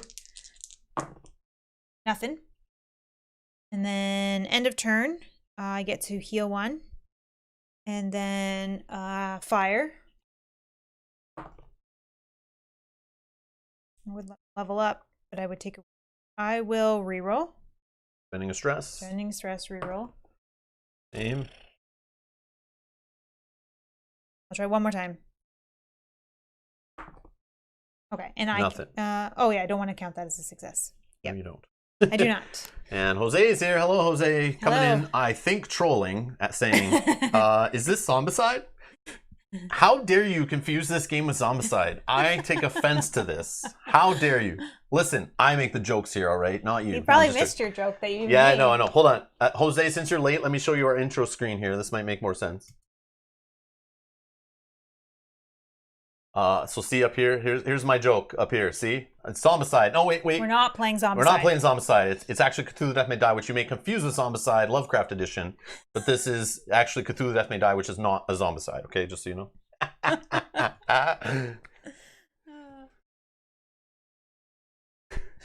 And Jose's saying, I had nightmares yesterday with dice. I tried to open a door and failed 6 times and gave up. I'm assuming that's in Zombicide. That's in Zombicide. Yeah, that's the poor design in that game that gets old quick, I find. Anyways.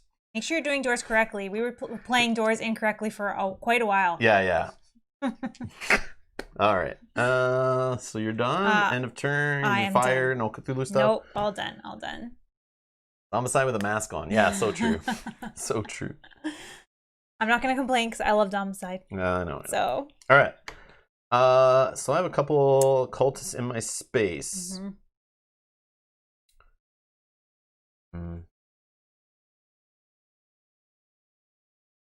Cthulhu is in Zombicide 2nd edition. Really? We don't have the 2nd edition, right? That's that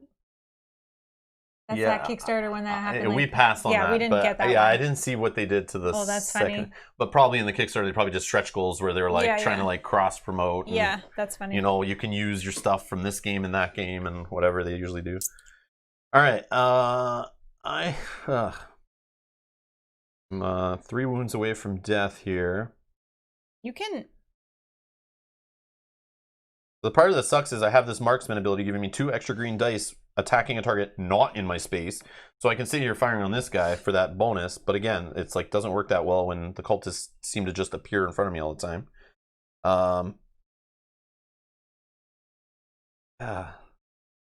Fortunately, I guess I want to attack the lab, which I can do. But then I leave those guys in my space and 2 of them hitting me could be death, including this guy who knows what happens off this Mythos card. Yeah. So I guess I'll just attack cultists. One of the cultists in my space. Yeah, never mind. Alright, so of course, I don't get it. So I will spend a stress. Okay. So I kill one. Whoops. I killed one. Gone. I go up a stress. Boom. Now I get an extra green die going forward. And I also, I don't know what order all this happens in, but try to steal. I can't, so I take 2 stress. So I max it on stress. And now I can level up one of these. I am going to level up toughness. And instead, I may reduce wounds taken and loss of sanity, both of them together, by 1 each when attacked or rolling for fire. Okay. Right. Then I'm going to attack the other one. 3 black, a green from this one.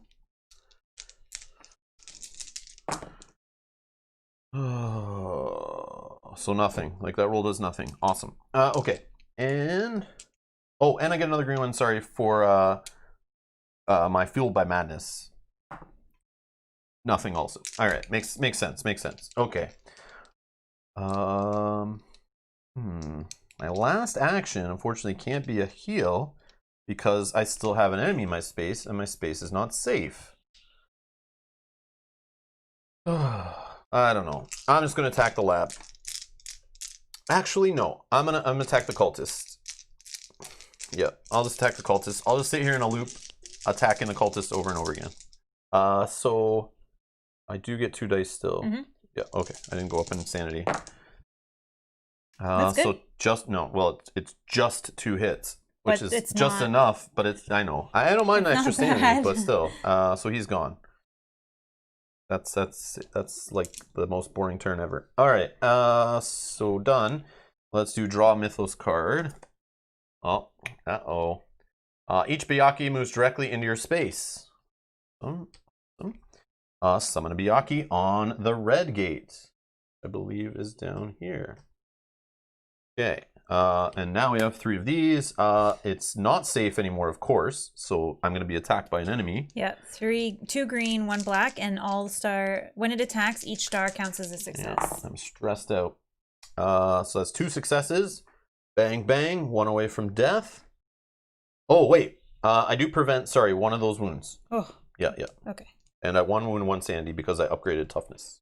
I could have rerolled, but then instead it replaced it with a prevention. So we're 2 away from death. Now, end of turn. I don't have fire on me. I don't have any end of turn effects. Now we check this guy's business, right? Yep. So he's going to advance. Let's do that. Let's do his advance first. Put a relay token on your space. I think there's already one there. So if there's already a token there, put it in the nearest space that doesn't have one. Okay. Summon a cultist in each relay space. That's it. And then move the star spawn 1 space towards you.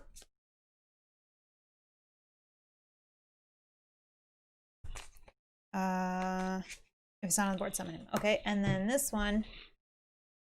Put a fire token in each space that has good. a... Oh, okay. Yeah, all the cultist space have fire in it, so we're okay there. So then...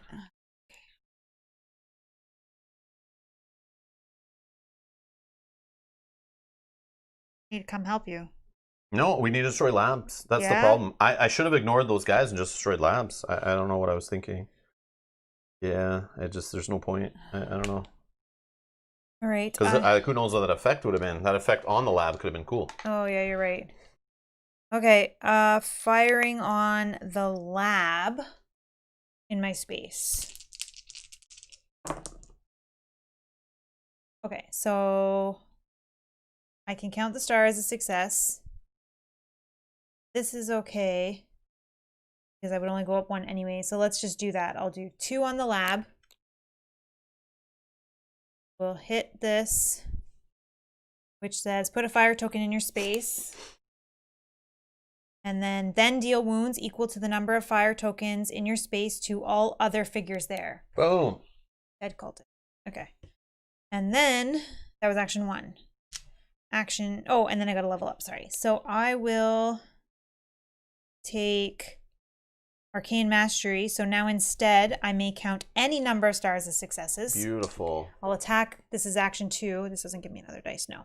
I will attack the lab again. Well, I will take it. So one here, and that's 2 more. So that dead. Place a fire token in your space and each adjacent space. Oh my goodness. Really? That's Oh the same thing I goodness. had. That sucks. That's all. Okay, so Wow. Okay, so my third action. That's the same thing you had before, right? Yeah. Okay, so I think my third action is I'll just try to extinguish fire. Or do I? Yeah, no, I'll just extinguish fire.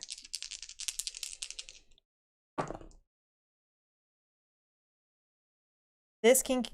Oh, I want it to be. Wait. I want successes, right? For each success. So I want this. I will re-roll this one. That's fine. I'll clear 2. That's my 3 actions. Oh, goodness. Fire vampire. Each fire vampire moves 1 space towards you. Then place 1 fire token in their space. And then we're going to summon a fire vampire on the yellow gate. Woo! Okay. And now I'm clear, so that's good. I'll draw one of these. Something that maybe you can steal from me. Well, if Then we're you ever don't get together. no. Oh yeah, clutter. Hard to find anything in this mess. You may take 1 stress to claim the beaker.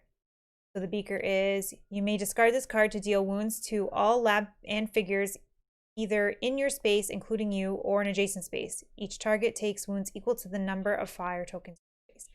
So 1 stress, sure. Then end of turn, we'll heal 1. And then no fire. Nope, we're all good. Okay. Okay. Okay. So yeah. Fire vampire.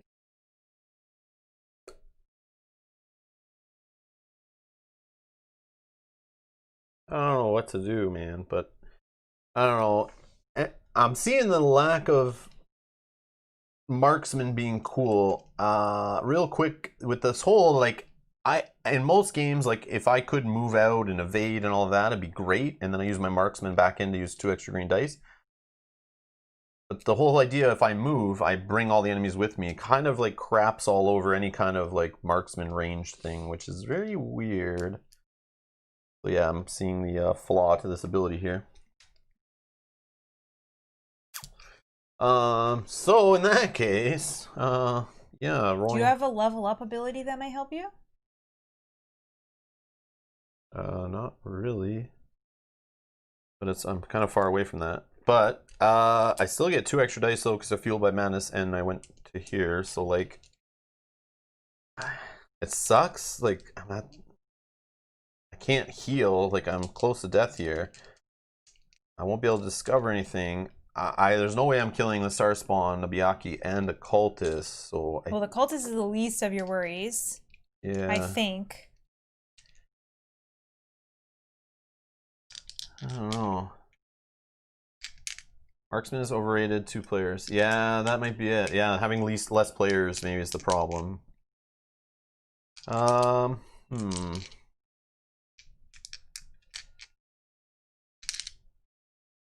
So Josh says, what is with the deflated morale? You are the hero, standing in the fire between the world of the living and the enemies.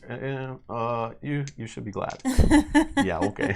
He's surrounded by scary looking Cthulhu figures. This is the way you're supposed to feel in a Lovecraft theme game. It's like very like, oh man, things are not looking great. Yes, watch all of watch Mansion of Madness. Anything. He always has this deflated energy. Not yesterday though. Yesterday I feel like I played it right by rushing the labs. I literally like just carried enemies around the board, rushed to the labs, destroyed labs really fast. I got a lab that like reduced my stress down, like on the first one, which was perfect. And then I got my ability, and enemies weren't flooding me like this, which I know can happen. Is the lab gone in your space or no? No. So try that. Maybe that'll do something to the enemies. I don't know. Maybe it'll do damage. Maybe. or something. Yeah, I'll just attack the lab. We need one more to get him on the board. The problem is I'm scared because if he's not on the board yet, and I die, which I probably will in this turn, it's over. We just fail. So I can't escape. No. I can't heal. No. I have no item to help me. I don't know, like I can start attacking enemies maybe? And then that's the only kind of chance. But then the problem is the Mythos card comes up, and then enemies just get in my space anyway. Yeah, potentially. And then I don't draw a card from here, and then I can't heal, and I get attacked. It's very weird. Like, you have to get a level Rob this turn and level toughness. Yeah, true. So I can prevent 1 damage from any source. 1 damage and loss. Yeah.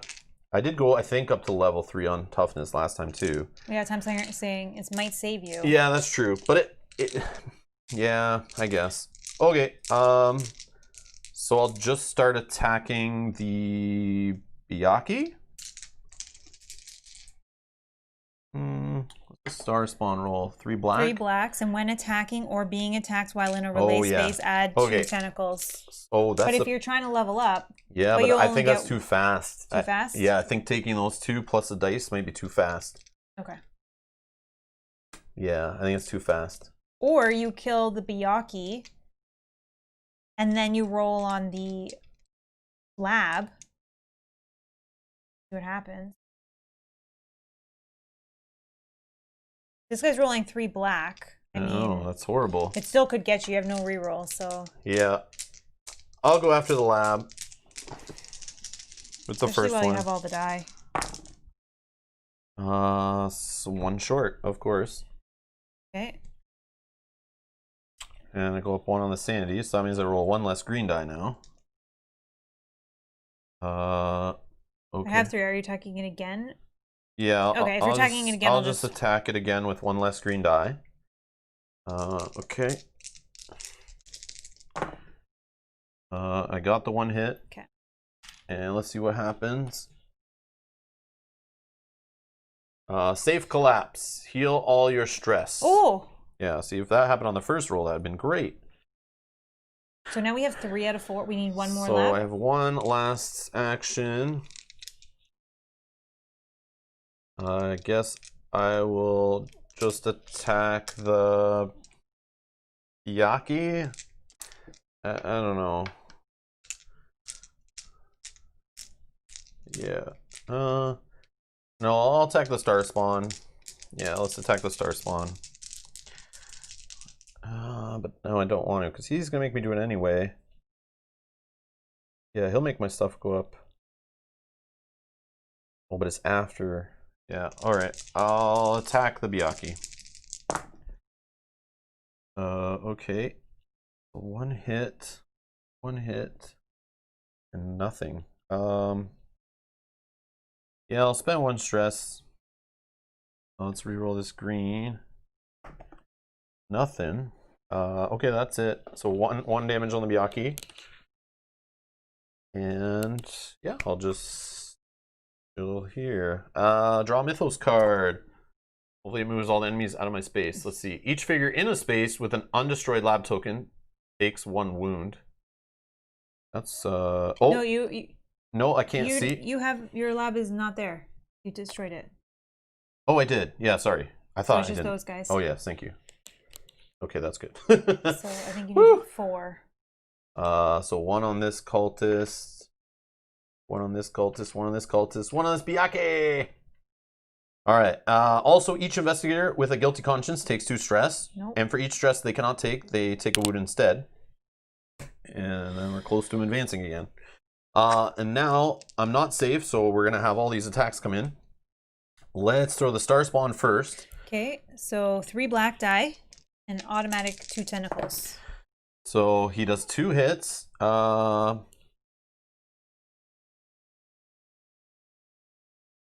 I gotta. Oh wait, I can prevent a hit. Did you take a chance and reroll just 1 hit? Yeah, sure. Okay, so I prevent the 1 hit using my toughness. And then he automatically does 2 insanity. So I hit that. I do the klepto stuff. I can't, so full, max out my stress. I know this is why I'm telling you I'm dead no matter what. Hopefully not, but I just know with like what's happening here. It's like I see the end. That's why I'm very deflated. Been deflated for a few minutes because I've noticed this. So I hit that. I level up. So I guess I will just make toughness go up. So instead I may reduce wounds taken and loss of sanity by 1 from any source. Okay. It might save you. Maybe. Oh, I could have prevented 1 of that sanity, but that's fine. I wanted to do that, right? Yeah. I know his skill level 3 can...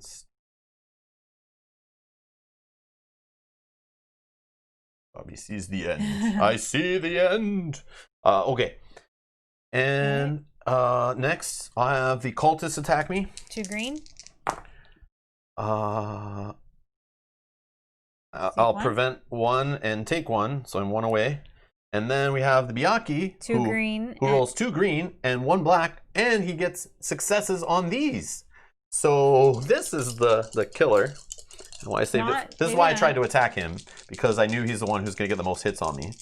But I could not succeed and kill him, so 2 hits. I can prevent 1, but I take the other one and die.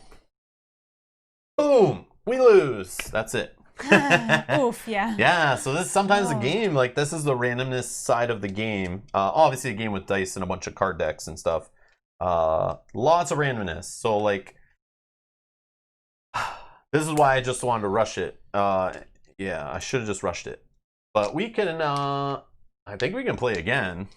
Yeah. Do you want to just clean it up and start again? Sure. We don't have to explain how it works now, at least, so we can kind of get right into it. So let's reset. We can play a little differently this time. All right, so yeah, we just need to. I know there's a Biaki here. I don't think there's fire here. We start here. Where's my? Oh, in here. I'm just gonna take fire up here, fire here. Guys off the board. One of these is in here. Cultists, cultists, 2 cultists. Oh, there's 1 in here. Cultists. Okay. Fire not here. In here, no fire here. You got the labs? No. Right here. Lab. Just to mix them all together. Yeah, oh yeah, that's a good idea. Good idea. All right. I'm just gonna shuffle this deck. 1 here, 1 here, 1 here, 1 here, and 1 here. Gone.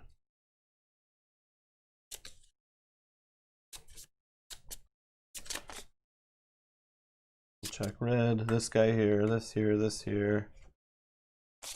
There's yeah. There are 2 guys here.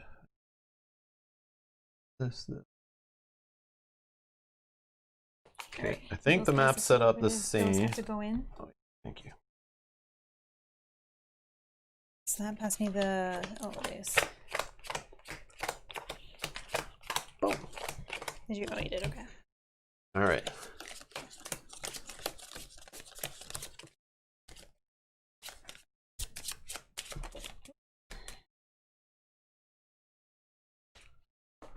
All right. We did not beat it. No, Kanji, early death. I just got like bombarded by enemies. So like my abilities that I leveled up were doing nothing for me because you got surrounded. Yeah, I got surrounded. Like what can I do? Every Mythos card brought more enemies to you. Yeah, it was crazy. Every single one. Crazy. Yeah, it was nuts. I'm like, I can't get out of this. I don't see. Like I get them out of my space, I kill a couple, and then 3 more come in my space, and I just like got in a loop where, yeah, I got swarmed. Yeah, the range guy gets swarmed. That's a problem. Oops, I don't know where we're putting this. Just off to the side. All right, let's do it again. So my insanity ability is short-term memory loss. If you're at full stress, heal all of your stress and discard 1 discovery card of your choice.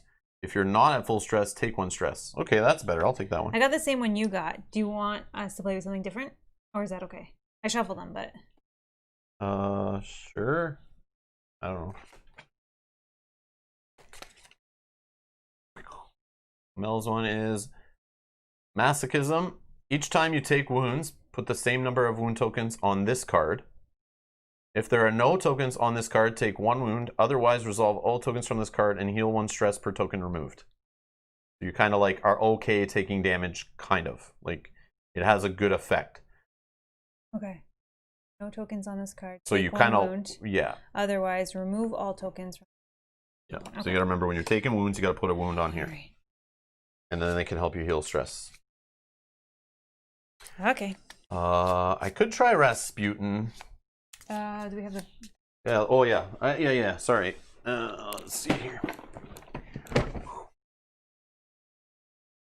Just Rasputin's not painted, so I don't know how we use him. That's okay. And he's not down here probably. Oh yeah, he is. Rasputin. Like so many characters. That's one thing. They include all these characters in the box. Why couldn't you give us player boards? Take a couple characters out. Give us a couple player boards. All right, Rasputin. Oh, this is yeah. Sigh, dead again. Unkillable. 1 free death. If you would die from wounds, instead return to life with full health. Arcane Mastery, we know because you have it. Brawling. Gain gain a green die when attacking a target in your space. See, that seems to fit the rules more. This whole monster's following you when you move makes ranged attacking kind of like useless. Because then you're just in trouble. Okay. Yeah, I guess. The free death thing seems weird. You can upgrade it to earn additional free deaths. What the heck is that? That's weird. That guy seems like easy mode, but I could be missing something. I think they put that guy in there for the new players, which we are new players. Yep. All right.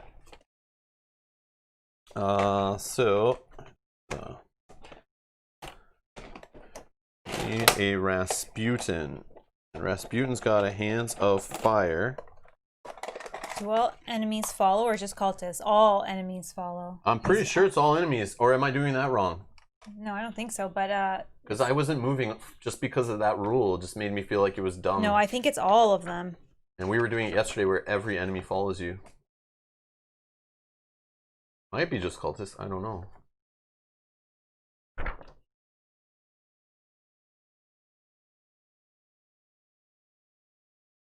It says all.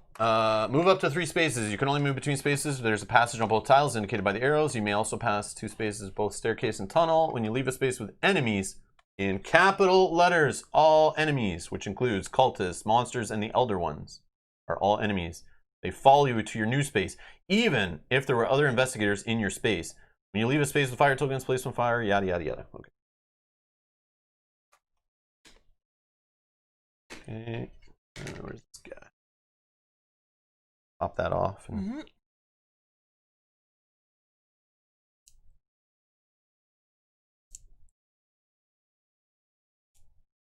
Oh, John's saying, so that's probably why people are saying range is not really great with 2 players. So John's saying range. Your friends move through the space, grabbing enemies, and you snipe them. Yeah, see, I probably should have, instead of doing that final lab, or that lab I did here, I should have probably went and helped you. Maybe we wouldn't have died. Oh, whatever.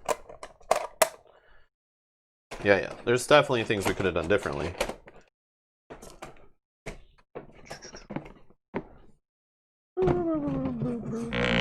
Oh, yeah, box fart.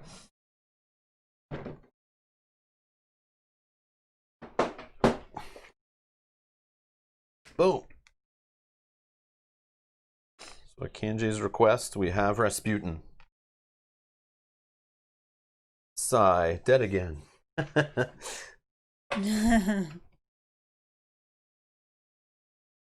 Okay, I'll try him. Let's see. Might be better at 2-player.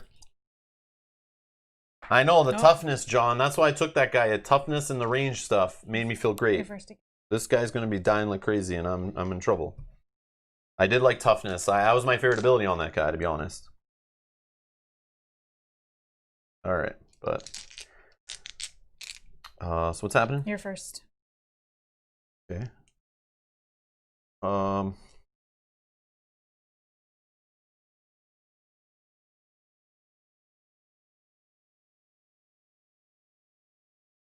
right. We're gonna go 1, 2, 3. Take a fire. Okay. Okay. And then my second action, I'm going to attack one of these guys with 3 black dice. I get a green when attacking a target in your space. And when making any roll, I may count a 1 star as a success. So I'll just attack one of these cultists. I definitely have enough. Take 2.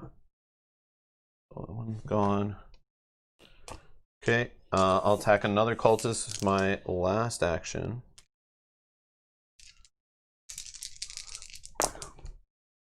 Got him. Go up 1. Boom.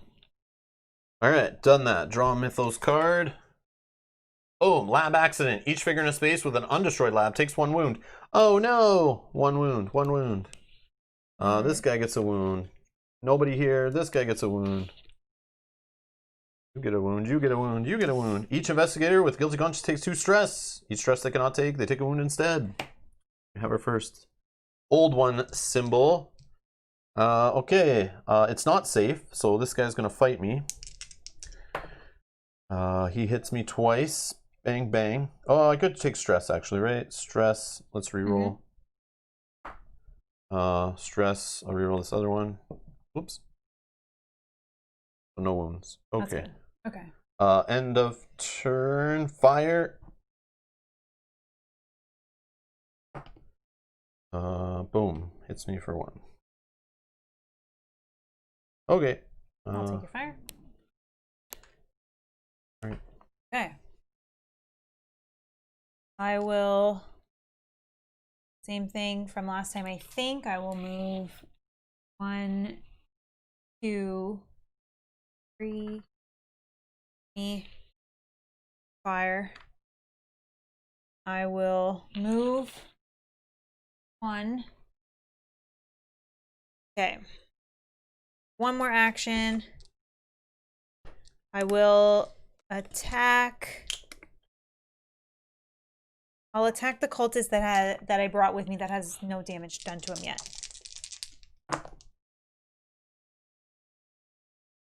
All right, so that will kill him. Take 3, lose 3 sanity, and that is that.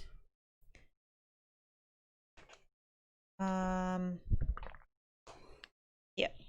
Okay, end of turn. I'm healed already. Fire. I will reroll. Okay, I'll take 1. Lose the fire. Oh, I forgot to draw Mythos. I'm so sorry. Hold on. Like totally cheating. Rewind. Rewind. Put that back. Sorry. Bayaki. Okay. Each Bayaki moves directly into your space, then we're going to summon 1 in the red gate. Oh. Okay. Now he's going to fight me. And the cultist is going to fight me. So 2 for the cultist. Your choice what order they attack you Yeah. into. That's fine. 1 hit. And then we're going to do Yaki. He counts stars as successes. Oof. 4 hits. Unless you spend some stress. Okay, so we're going to spend 1 stress. We're going to start this one. Okay, we're going to keep that. I'll do 1 more. Okay.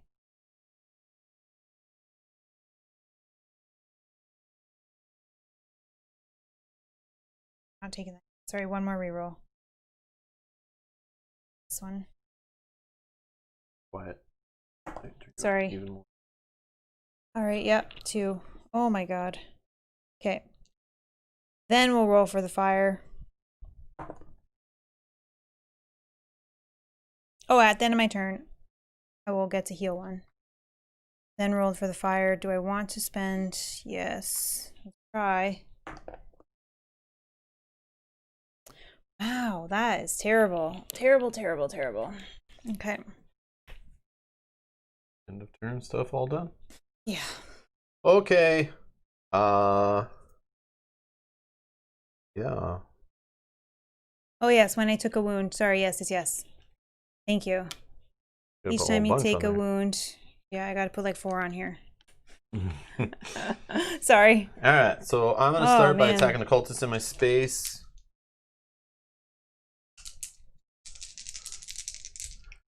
I think.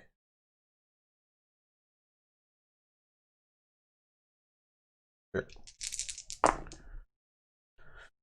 Okay, yeah, I'll just apply it. He's dead. I go up to my threshold here.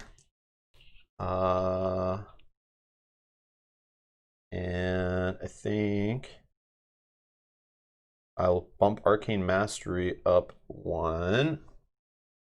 And then I have, oh, hold on. No, hold on. I want to spend stress. So let's, we know I did the hits. I'll just re-roll these twice. Boom, boom, like spend 2. So I go to full stress.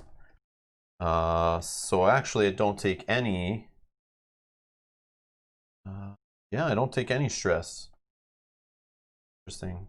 Or any lose any sanity. Sorry, I wanted to get to full stress. Okay, now I will attack the lab, which is a green and 3 black. All right, so 1, 2, 3, and I'll count that star as a success. That's 4. Lab destroyed. Major explosion. Deal 2 wounds to all enemies in this and adjacent spaces. Why wasn't that on my lab in that space last game? Randomness, damn it. Why the green, says John. Why the green? Oh, it's not an attack. It's gain a green when attacking a target in your space. Yes, this is not an attack. So let's get rid of that. So then this would be at 3. So let's undo that, unfortunately. That sucks. I don't know how to correct that. Yeah, sorry. The way it said target, I was thinking No, like, that's I get okay. to target anything. So, Do you have another action? I don't know. So let's see. Now I'm going to go up. So it's not dead. I go up sanity, hit this. Then I will move up arcane mastery. Oh, and I'm at full stress. Heal all of your stress. And discard 1 discovery card of your choice. I don't have any.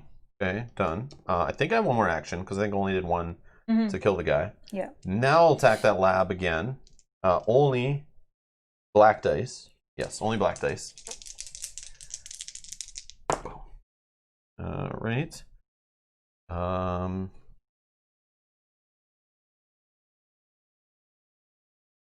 Yeah, sure, whatever. It hits it, blows it up, whatever. It doesn't do anything because there's no enemies here. And then I take 1 or lose 1 stress. And that's that. Draw a Mythos card. Move the star spawn 2 spaces towards you. Then each investigator in its space loses 1 sanity. No star spawn? Nope. Then summon star spawn on red. Okay. Then it's safe. So I'm drawing a discovery card. Cages. Cage contains a one-handed lab monkey. It looks at you cunningly. If you have a guilty conscience, take 1 stress. I don't. You may claim the lab monkey, which is a one-handed lab monkey, companion animal. Discard this card to give 1 of your items to an investigator anywhere, so he just runs around with it, I guess. Or heal all of your stress and claim the guilty conscience. Well, my stress is fully healed, so I'm not going to do that. I will just take the one-handed lab monkey, I guess. Which I just may claim. I guess I don't have to, but I'll just do it. I'm sure that'll hurt me later for some reason. Discard this card. Okay, yeah, maybe I'll do that. All right. Okay, and then resolve end of turn. I know fire. This business though. Okay, so he's gonna advance. Ooh.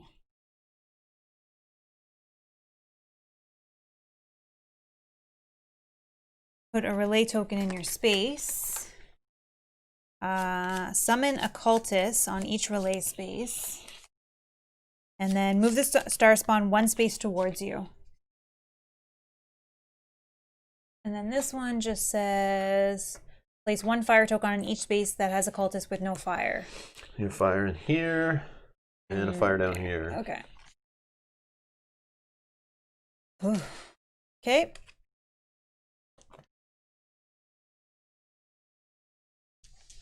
All right. I'm going to do something that may not be super smart, but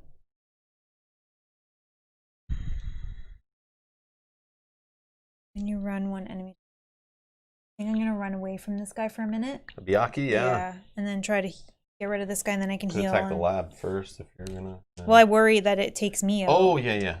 Or something. Yeah, So it could. I'm going to run here. I'll grab a fire, and then this guy, I'll say this Biaki doesn't follow me, but this guy does. But I'll stop in that space. Okay, I'll fire. You don't want to like run all the way to this one? Yeah, I could. One. It gets you further away from that guy. Yeah. If he does move a space. Yeah, you're right. I might as well just do on that one. Okay, then I will attack the cultist in my space. Got him. Got him. He's dead. Sanity time. Okay. Okay, so let's go here first. If there are no tokens on this card, take 1 wound. Otherwise, remove all tokens from this card and heal 1 stress per token removed. So 4. 1, 2, 3, 4. All of it. Okay.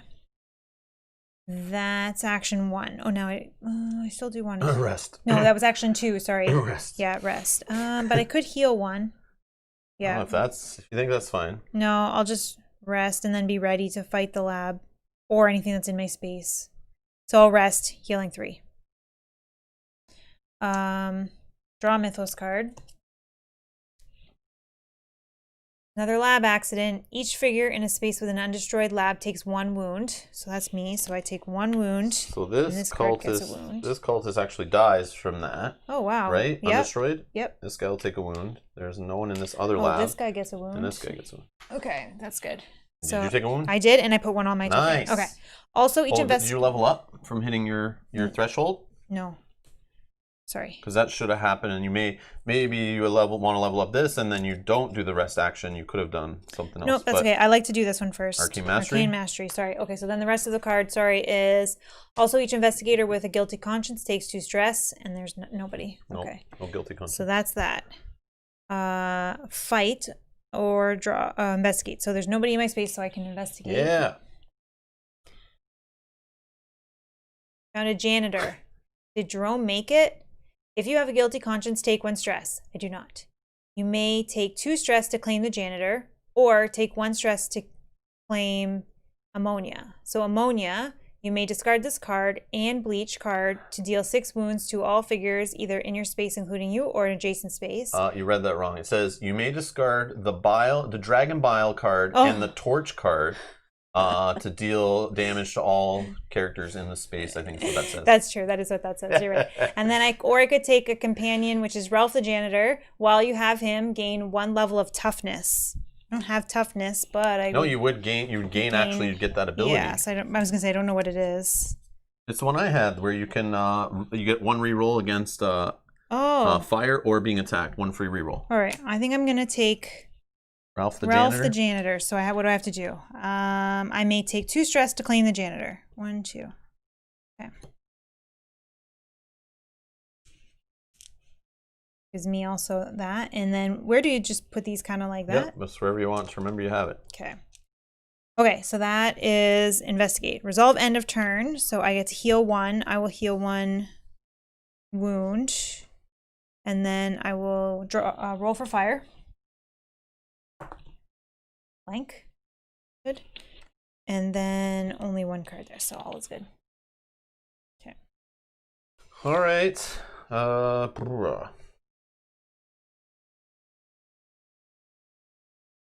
Let's attack a cultist in my space. I think is the play. Actually.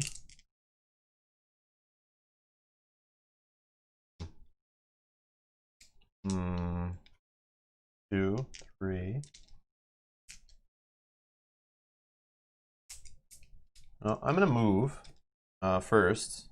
I'll bring dude with me and go down here to this space. So 1, 2, down the stairs for 3 to get a fire for leaving this space of fire. Okay, so fire token for later. Now in this space.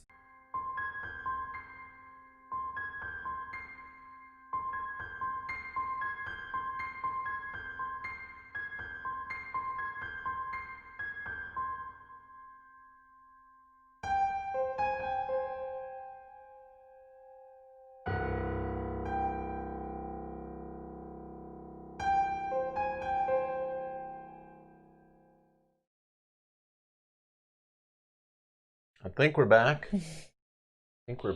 Holy crap. I think we're back. All right. So we're done putting all the awesome good cards in the Mythos deck at the top. You know, all those amazing Mythos cards that you want to see. Wait, there are none you want to see. No. So no, we didn't stack the decks. Jeez. All right. Anyways. Okay. I was rolling a bunch of crap. Yeah, I don't know where it froze. Yeah, so... I'm not sure where it froze, but I basically stressed myself out, kept re-rolling. I did not get enough to kill the star spawn. He's one away, but I got 2 stress or 2 sanity loss. I didn't do that. I don't think. No. I think that's when we realized it crapped out, right? Yeah, yeah.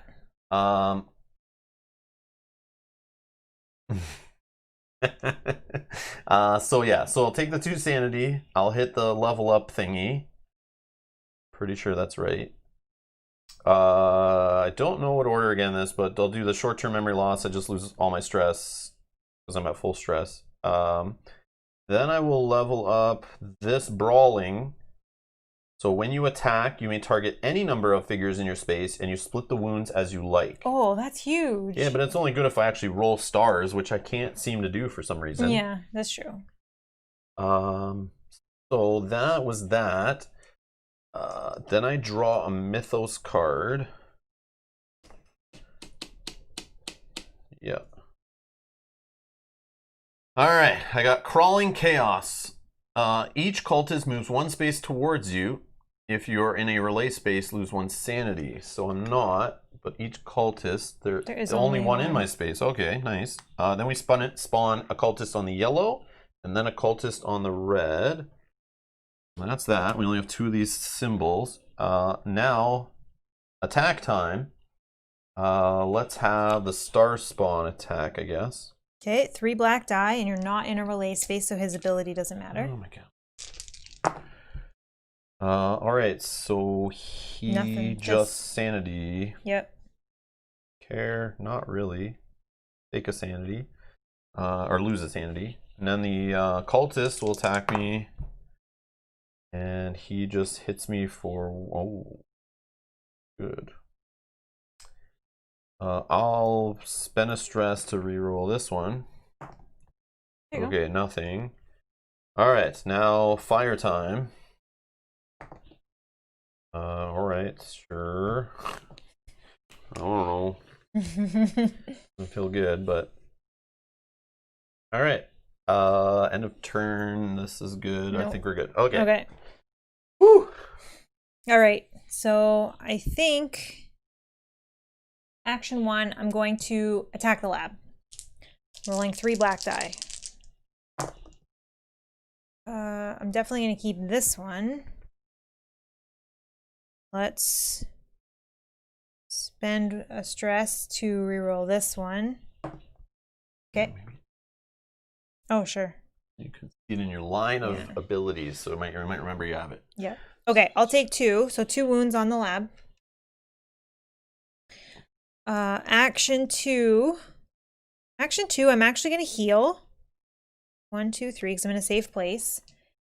Then action 3, I will attack the lab again, because then I can potentially do some re-rolling. I can count stars, success, that one. Oh, this is all good. Sure. So 3 successes is enough. Kill the lab. Safe collapse. Heal all your stress. That's unfortunate. Man, I should have done that first, but I wanted the re-rolls ability. Okay, so that's all 3. Draw a Mythos card. The thing that should not be.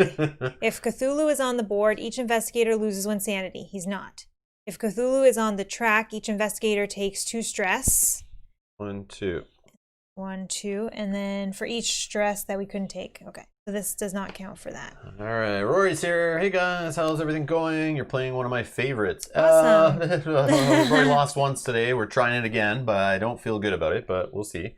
And John is saying, be careful of sanity with Cthulhu and no toughness. John, we have to make it to Cthulhu first. So yeah, I don't know if that's going to happen, but if it does, well, yeah, we should worry about that right now, though. Be careful of sanity with Cthulhu and no toughness. Okay, so he's gonna make us go insane. Yeah. Eh. It'll all be you. So you stay low with it, and I'll Okay. just.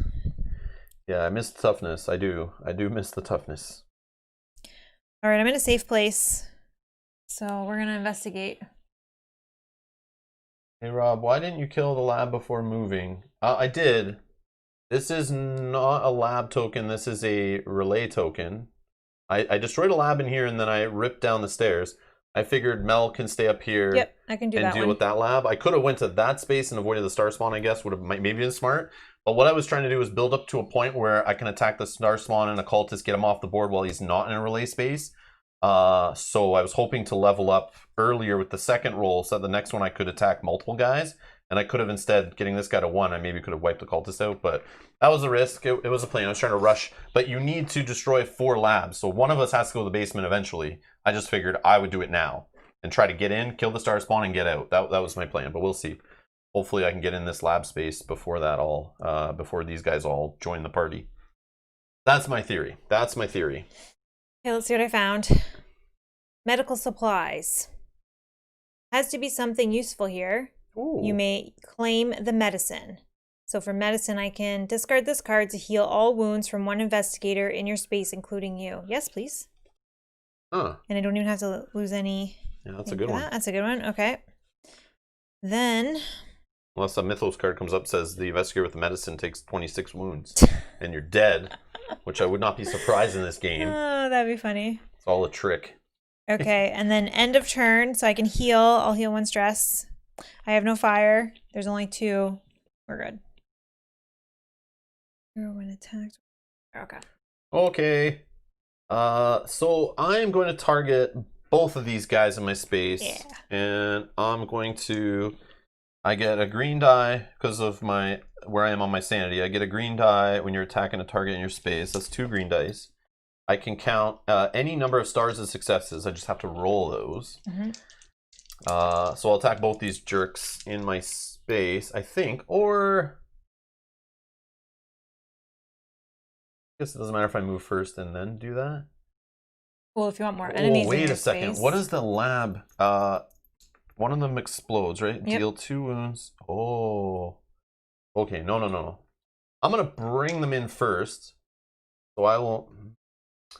I think how best to do this. Move them in. I'm taking a hitting the lab and then attacking both of them. Yeah, let's try that. Get crazy. So I'm going to move in. Which one do I move into, though?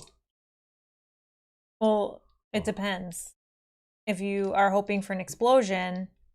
But either space is adjacent to like all of them. Yeah, you're right. It doesment matter. I'm gonna go down the bigger space just because trying to fit all the models into a small space irritates the crap out of me. So I'm gonna bring the star spawn down here. He's 1 away from dying. I'm gonna bring the cultist down here, and I get a fire onto my board because I left a space of fire. So I have 4 enemies in my space. I have this guy adjacent. I'm hoping this is the lab that blows up and hurts other guys. Now I'm going to attack... Oh, maybe I should have not done that. That might be too risky. No, I'm not. I'm going to go in this space. I'm going to go in this space. I'm going to go in this space. Throw all the guys in this tiny, itty-bitty little space. Yeah, because I don't want to be attacked back by these guys if I can't kill them. Oh, if you don't need to, yeah. But I thought if I do damage on them, and he's already damaged, but it still will happen. I just thought maybe I could wipe out the Byakhee too. So I'm going to attack the lab in my space. Rest so you can re-roll first. I can't rest when there's enemies in my space. Yeah, unfortunately. Another tough thing in this game is like you get surrounded and you're just kind of screwed. So yeah, you just have to kill them. You have to go down in a blaze of glory, hopefully. All right, so I'm going to attack both these guys. I'm attacking the lab. I'm attacking the lab. So I do not get an extra green die for that.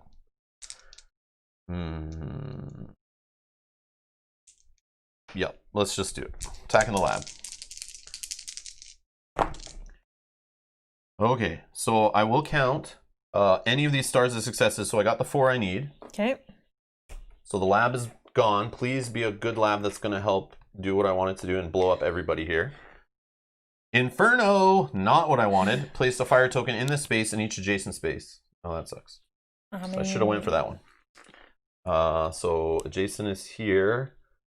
This space is not adjacent. Oh, so I wouldn't even hit those guys. Yeah, because there's no entry here. There's just an entry from this space. So it's only these 3 spaces. And your space. Put one in your spaces. Yes. There you go. Okay, so that didn't work out like I wanted to. But we got a lab destroyed. One more lab, and we can bring Big Man on the board and or hurt him. Okay. So now I'm going to attack both the guys in my space with my last action. I do get a green die when attacking a target in your space. And then when you attack, you may target any number of figures in your space. With brawling, do I get an extra die because I'm attacking multiple targets? Brawling. Does anyone know? Brawling, there was an entry on the FAQ. Was there? I'm pretty sure on the second page. Because the way it's worded, it says gain a green die when attacking a target in your space. And now I can target any number of characters. So I'm attacking a target and attacking a target. So it feels like I should get more dice. But is the like one green die per target? Maybe it's not. I thought I saw.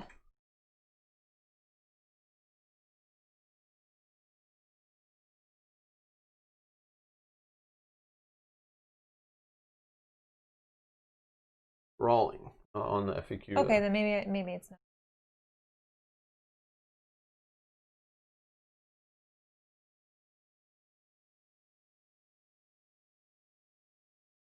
FAQ.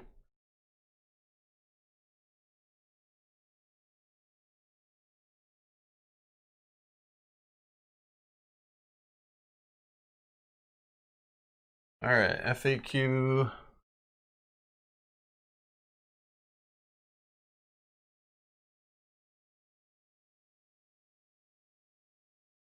Oh, see, they changed it. So this is they have this FAQ which like puts the abilities more clearly.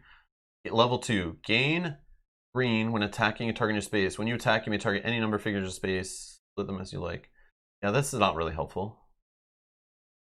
Thanks for no extra clarity. It does sound like just one. Yeah, it's probably just one.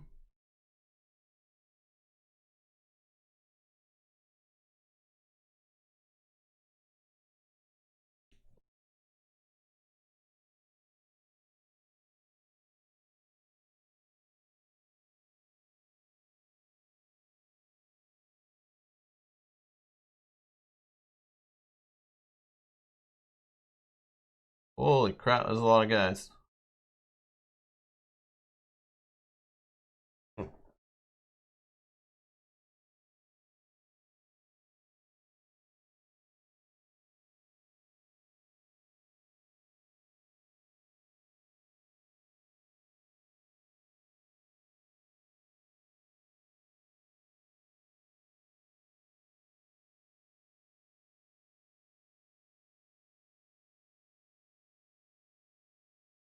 Yeah, I guess just one. I don't know. That's no clarification there. Yeah, no, that's what I'm thinking. Like, since I can attack more, it's like I gain a green die when attacking a target in your space. I don't know. FAQ did cumulative. Okay. All right. Okay, so I get one green for that, one green for this. And what was I doing? Attacking both those guys in my space. So I'm targeting both enemies in my space. And I can split the wounds as I see fit. So I have 4 because I can count the stars as successes. And that's more than enough. Yep. So I will kill the star spawn, kill the cultist, get him out. All right. That was my last action. Draw a Mythos card. Oh no! The nearest fire vampire move 2 spaces towards you, then place 1 fire token in its space. So this guy will. Whoop. And we get another fire. Oh, sorry. So 3 fire in my space. Good times. And then summon a fire vampire on the blue. All right. It is definitely not safe. Thanks, Mythos card. So this guy is going to attack me. 2 black and a green. Yep. When it attacks, first put a fire token in its space. Awesome. Love it. Love it. More fire. Great. Yeah. So it just hits me for 1.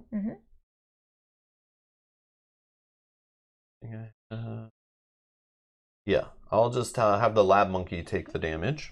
So I will discard the lab monkey. And then fire. Nothing. Okay, and then Cthulhu movement. Okay. So put a relay token in your space.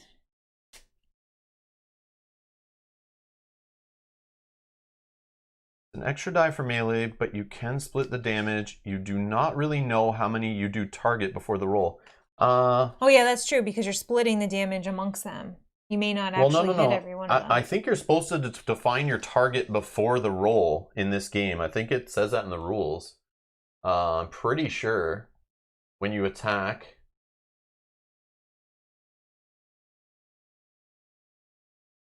Yeah, right here. Attack. Target a single enemy in your space and make a roll. So like you have to choose your target. And my ability is when you attack, you may target any number of figures in your space.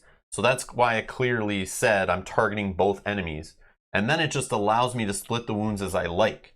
So I have to target what I target, but then I can choose where those attacks go. So that's why I'm confused with this. It's like gain a green die when attacking a target in your space. So it should say gain a green die when attacking one or more targets in your space, especially with this guy who has ability that lets you target more figures, which is why I think you might be able to get more dice, because it doesn't say one or more targets. Yeah, like Jim's saying, you should get a die per enemy then. That's where I'm coming to based on the rules as written. That's how I'm interpreting them. Because I'm targeting more than one, right? I'm targeting any number. Yeah, so it does get better as it goes. This should say get a green die when attacking any number of targets in your space. That would be clear and tell me it's only one die, no matter how my targets. Or it should say one or more, or, you know. Well, this is why I think it's a green die per target, but I don't see it in the official FAQ or the unofficial FAQ.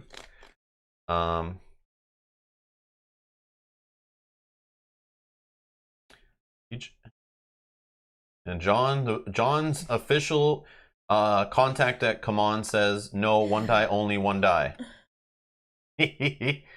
Jonesy's saying, yeah, a bit weird, I see. I always played with one extra die and then split damage. Yeah. Yeah, and that's what you just did, yeah. Yeah, we just play so many games that have like very complex rules, like huge 50-page FAQs, and then tournament play too for certain games. You have to like, you know, you gotta be careful, like things like, you know, if rules aren't clear, then it's like you could interpret things kind of however you want. Mm-hmm. But maybe we can find a thread on brawling or something, and maybe there's some official, kind of unofficial answer in that. But I'll do that while Mel takes their next turn. Like, I assume it's only one die, but I'm gonna, like, yeah. And yes, Jim's saying, as a magic rules lawyer, that would be reworded. 100%, yeah, 100%. That's not clear enough wording. Yeah, for sure. This is going to go on your space. So put a relay token on your space. If there's already a token there and the nearest space doesn't have one. Summon a cultist on each relay space. Yay. Here. Fun, fun, fun. And then move the star spawn one space towards you. If it's not on the board, summon it at the blue gate. Okay. And this one, put fire in every space with a cultist with no fire. Just that one. Okay. And that's that. So, me. Okay, I think I'm going towards that Yaki in the lab. So let's do one. Gotta take a fire for this one. So 1, 2, 3. I gotta take 2 fire total, 1 and 1. This guy, I could make him not follow actually with the stealth. Yeah, let's make him not follow. I will attack the lab.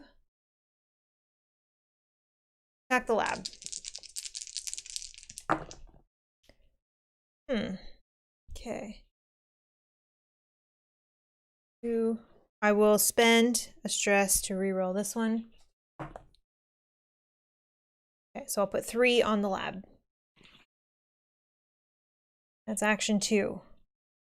Action 3. We're attacking the lab again. Oh, hold on. I didn't do my tentacles on that one. I think I had 2. I didn't see. Did I have 2 tentacles? Oh, I'm so sorry. I think I only had 2.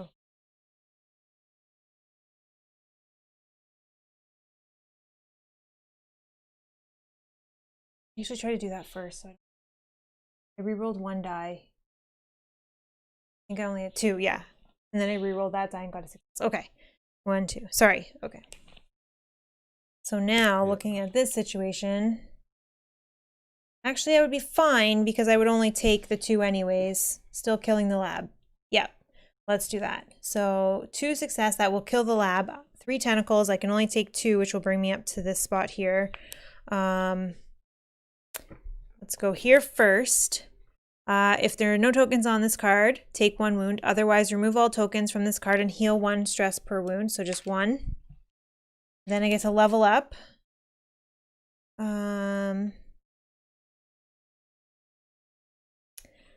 Let's do 2nd level of Arcane Mastery. Heal 1 stress for each star you count as a success. Okay, now the lab is gone. Okay, so end of this turn, we need to do this guy, right?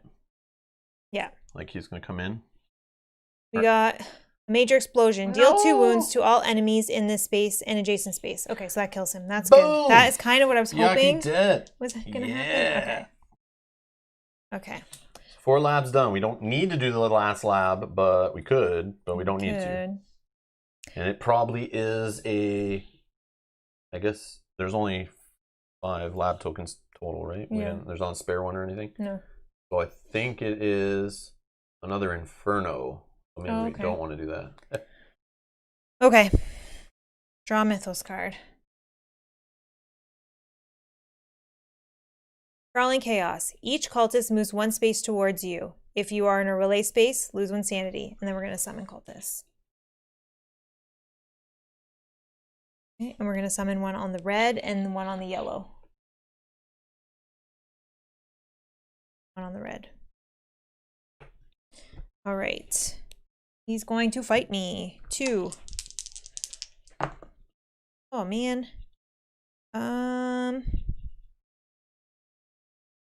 Let's reroll 1. Oh my goodness. Okay, let's take 2. 1, 2, and then putting 2 wounds on here. Okay. What's that? End of turn. I get to heal 1. Let's heal a wound. 2 fire. We're rolling 2 black die. Jeepers. Okay, let's try 1 stress. Hold this one. Oh my goodness. All right, we'll try 1 more. Okay, so... Didn't it say cultists as well, no? Oh, yeah, it was adjacent. The lab. The lab that blew up and the cultist that was here. That cultist moved in there. Yeah, but it said there adjacent. was one. Yeah. Oh, okay. Oh, so then this guy wouldn't even attack me. So he'd be dead? Was it 2 damage? What was it? Yeah, it was 2. Okay, yeah, so this guy was Sorry, gone. I forgot that was adjacent because he was like down Yeah, here. yeah. Okay, so then he wouldn't have attacked me. Yep. So I took 2 wounds. Yep. So hold on. So I took 2 wounds and then I healed 1 wound. So instead I would have healed 1. I wouldn't have taken a wound. This wouldn't be here. And I would have 1 more of that. I take 1 wound for fire. That's fine. And then I take 1 tentacle. And these 2 fires are gone. Oh, I have 1 free reroll for fire. So let's reroll that 1 hit.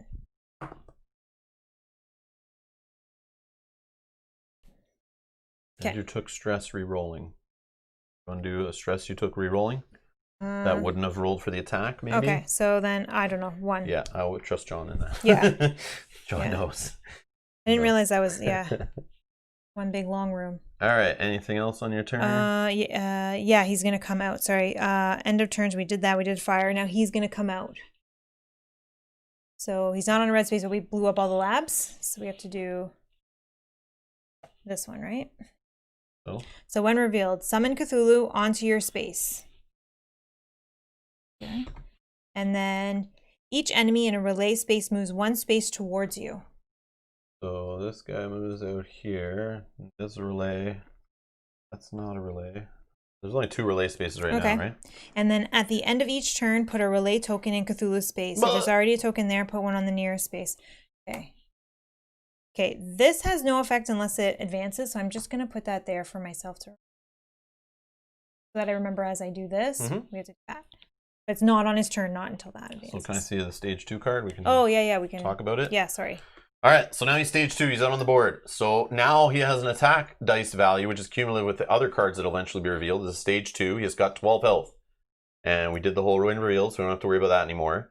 But at the end of each turn, you put a relay token in Cthulhu's space. If there's already a token there, put it in the nearest space. And that also stacks with this. So now he has like all these abilities, and you actually do them in that order. So we go at stage 1, do the effect on that still, stage 2, and eventually when we kill him, if we do, he'll move on to stage 3. So that's how that works. All right. So end of turn, he drops a relay token.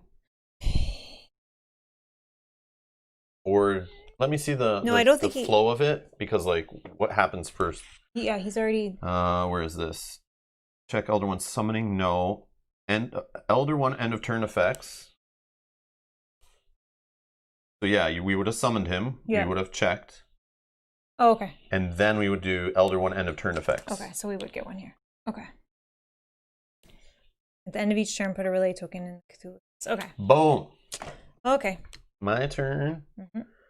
There's basically like 4 fire here, so it's like I don't know what I'm doing, but I will rest 1, 2, 3.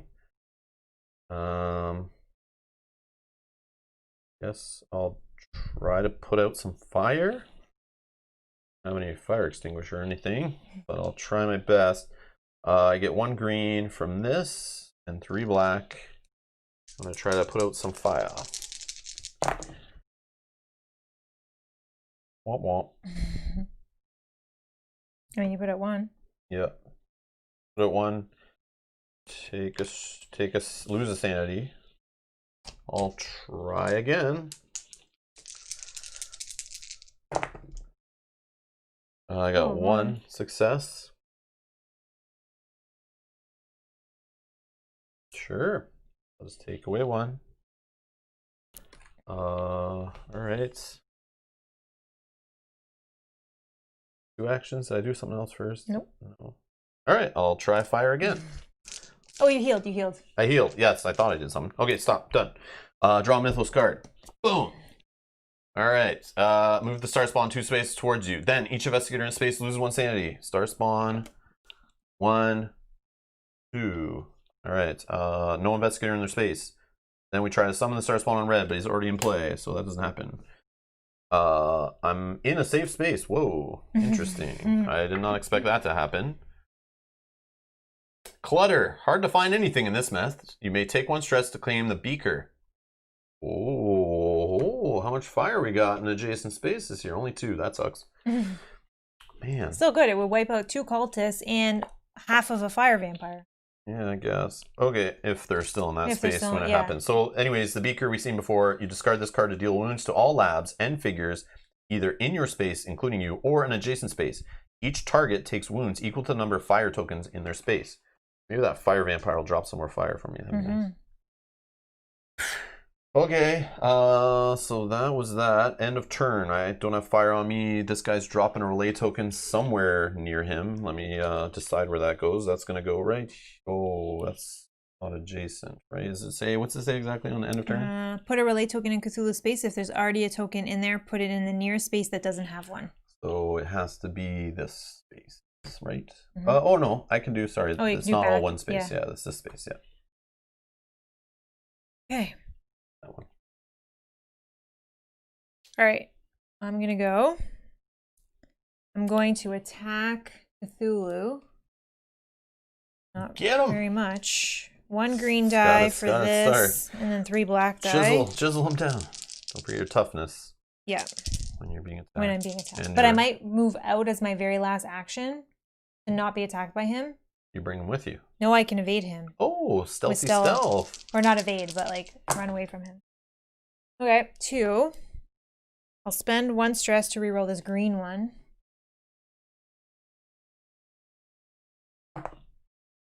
Stars count. Okay.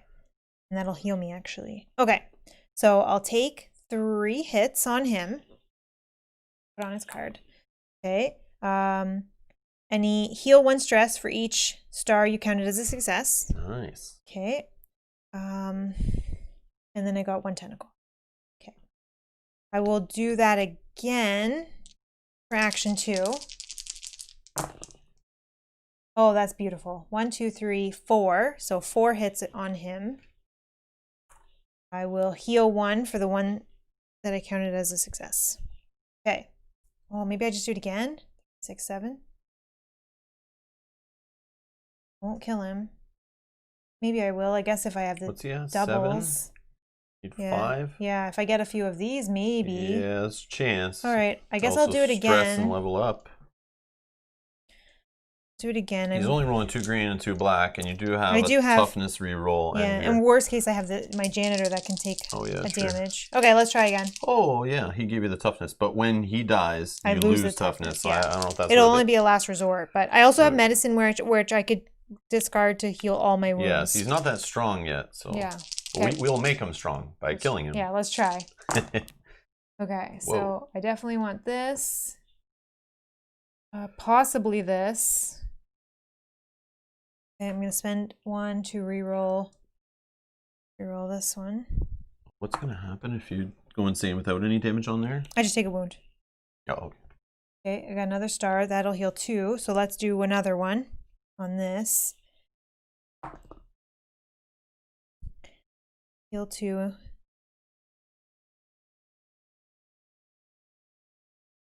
No, let's just do 3. Be safe. Okay, then I get to heal 1 for each star I counted a success. Heal stress. Heal a stress for every star that I counted. Okay, and then that's that. Okay. Draw Mythos. Oh, no. Man. The Sleeper awakens. If there are 2 or more relay spaces adjacent to each other at the end of the turn, advance Cthulhu on the track. There is. And he would have, yeah. He's going to advance. Okay. I'm not safe, so he's going to attack me. 2 and 2. Remember, you get 1 free reroll when being attacked or for fire. Sanity gain, Mel, you forgot. Oh, man. Oh, yeah, you did have sanity for sure. Okay, sorry. Yeah, so do your level up and your crazy thing here. So take a wound, right? Oh, yeah, take a wound, yeah. And then I'll do this one, which I'll... you may count. That heal 2 in any combination of wounds. Oh, sorry. Yeah, that makes sense. Okay, so I leveled up. Instead, I can now heal 2 in any combination of wounds and stress. Now, when he's attacking me. Sorry. Okay. I haven't done my end of turn yet, yeah. Eek, jeez. 3 hits and 2 stress. So we're gonna reroll. Insanity. Whatever. Oh my god. No stress. Sanity. I'm gonna reroll this one. I don't want the double, I think, to start. Okay, that's fine. That's nothing for him.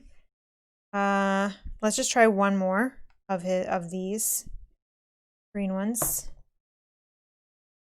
Okay, so I'm gonna take 2 hits. 1, 2. Putting 2 on here. I'm going to take 1 tentacle. He doesn't have the stars, nothing to do. Okay. Then go in here. So that was that. End resolve resolve end of turn. So I will heal 2 wounds. I will... Did you do the free reroll from toughness on his dice, or you spent a stress? I spent a stress, yeah, I guess. Yeah, see, okay. Matthias is reminding you of toughness, which okay, I was trying to remind you before the roll. Sorry. Yeah, it's toughness. Don't forget those rerolls, man. Okay, it didn't matter. Okay. No fire. He doesn't summon. Oh, we will advance him actually because we have 3. Yep. So this will advance, which will do this. Put a relay token in your space if there's already one there. Put it in the nearest one that doesn't have one. There. Summon a cultist in each relay space. Oh my god. Yeah, this is where things go. And then move the star spawn 1 space towards you. Stairs. Okay, that's that. Then this one. Place 1 fire token in each space with a cultist and no fire. I think they all have fire.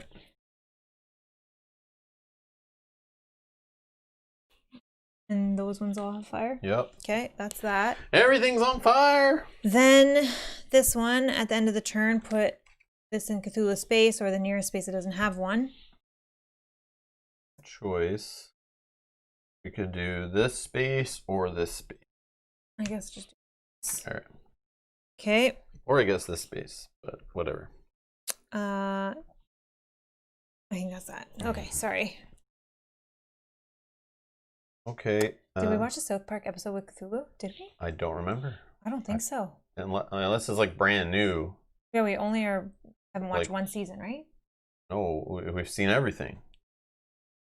Everything up until that pandemic special. I don't know if they did. Oh yeah. I don't know if they did a season this year. I just don't remember the one with Cthulhu. Yeah, we did stage 2 as well. We just put the relay token. Yeah. Oh, here we go.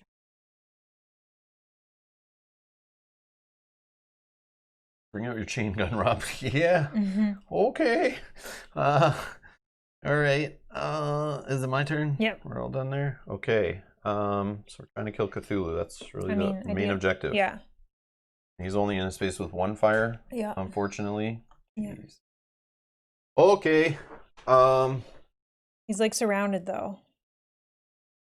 Oh, it's old. Cartman in Cthulhu. Remember?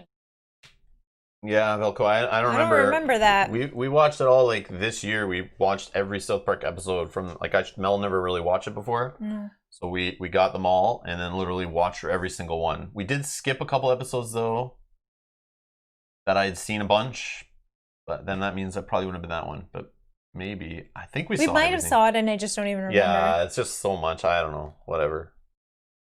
But we'll look up the clip after. Yeah, I don't remember. But yeah, one of the creators of South Park is a huge modern board gaming fan, so they like mixing in stuff from board games into a bunch of episodes and like inspired by board gaming and RPGs and stuff. So I am not surprised that there's an episode with Cthulhu at all. No. All right. How do I get to Cthulhu without bringing 800 enemies with me, taking I don't even 400 know. fire tokens? Do you? Or do you just keep trying to clear the way? And, yeah, I just don't know if you by yourself is. Are we allowed to technically look at what the next stage does? I don't know. I don't remember, but I don't care. Because he's 2 away.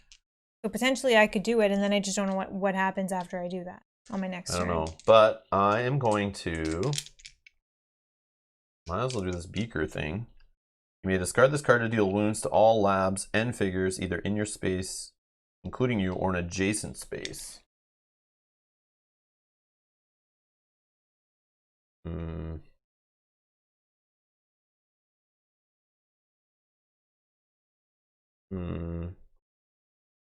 Oh yeah, I'll shuffle the cards. Thank you. Which fire is here? Only 1 fire here. Man, I need to take him to a nice hot spot, but I've made this hot spot not so hot.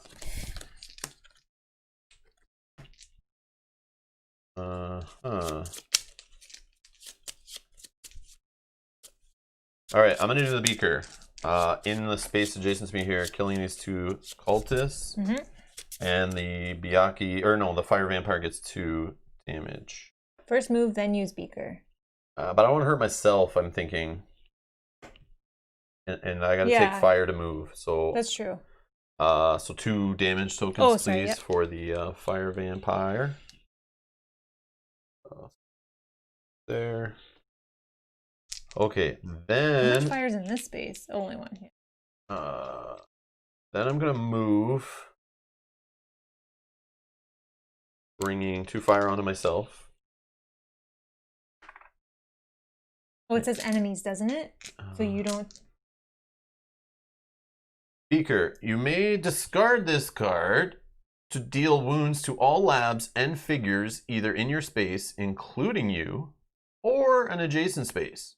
Each target takes wounds equal to the number of fire tokens in their space. Yeah, so if I'm in the space, I'm taking 2 wounds too. Which, I mean, I could have done... No, but why? It would just kill one more cultist, but is that... Yeah, no. I don't feel like that's worth it. Plus, I mean, I take fire damage and all this. I could be getting attacked by enemies. I'm surrounded. I don't know. Yeah. So then I'm going to do my attack, targeting both these jerks in my space. Mm-hmm. Let me think about my dice, though. So I get one green for my sanity. Black is what I'm looking for. Yeah, this is what I'm attacking with. Okay. No stars. Like, come on, man. This arcane mastery ability, I'm not really having it today. All right. Let's get these out of the shot. All right, so...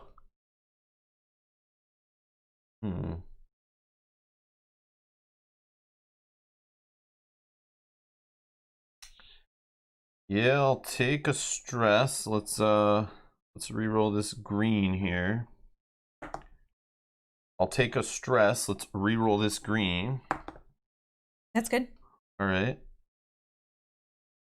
Okay, so successes 1, 2, 3, 4. So that's 2 here and 2 here. Mm-hmm.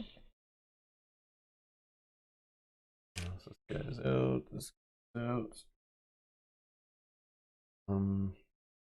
Okay, 1 sanity. I hit this. I'm at full stress. I heal my stress.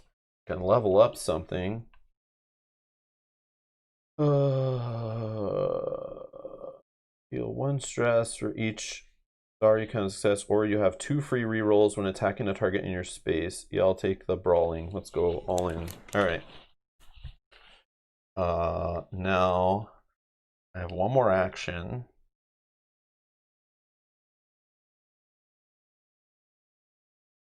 Fortunately, I think it's gonna be just putting out fire. So lame. I think. Or yeah. Well, I don't think you go in there yet, right? Yeah, I'm just gonna put out fire. Try to extinguish fire. So I get a green and 3 black. Hey, Mike! Happy holidays to you too, buddy. Awesome. Right. So success. I'm gonna spend a stress to try to get rid of some sanity issue here. Doesn't do anything. Okay, so I'm not gonna do that anymore.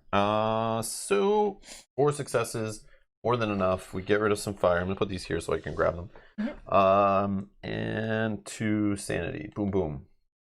Well, I don't have much time left.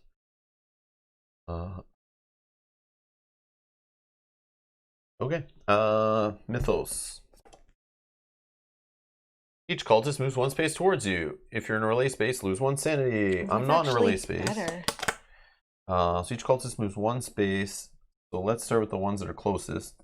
These 2. These 2.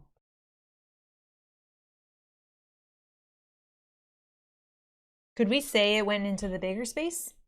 What? Could we say it went into this one? Where? Who? That cultist went into this one instead? Like, is there a difference? No, yeah, sure. And it's just not in my... And then just not...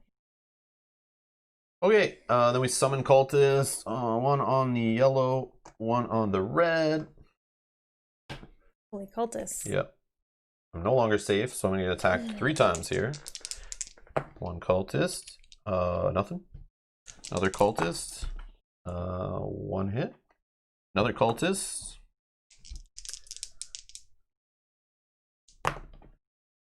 One hit. All right. End of turn. I don't think I have anything. Fire. 2 fires. All right. Sure. I'll take the 2. Stop at this one. Get an extra green die. I take a wound. Sure.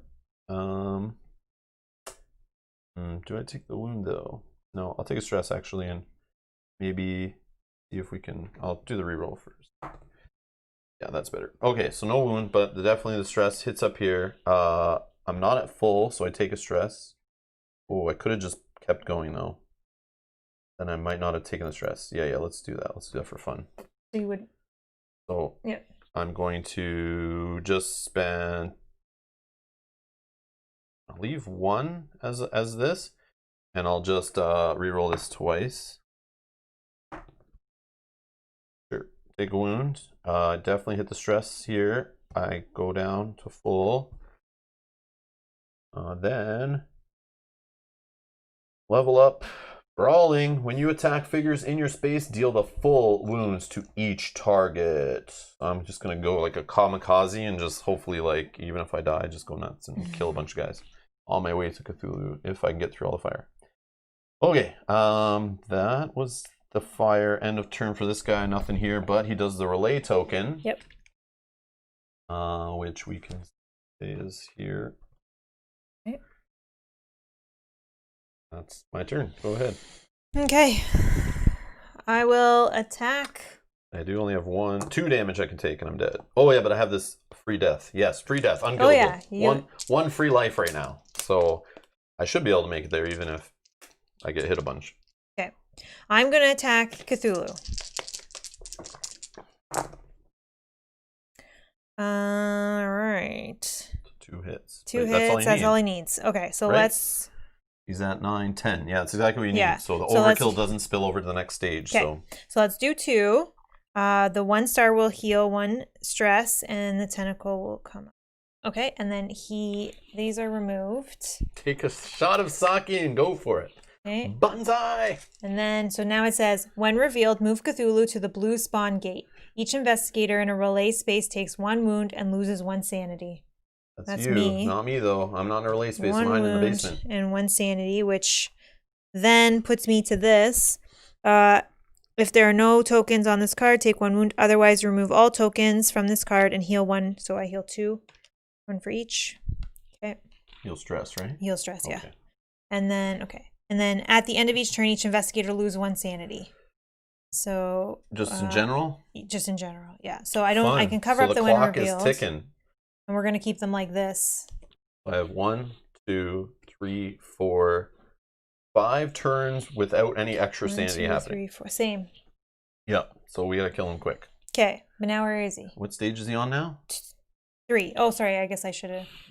Put that card up here. Like put them No, all. but I was gonna put them like this, so I do them together. Put them up here so we can see everything on them. All right. You want to show that one? So here's the stage 3. We're on 12 health again. 1 extra green die, cumulative.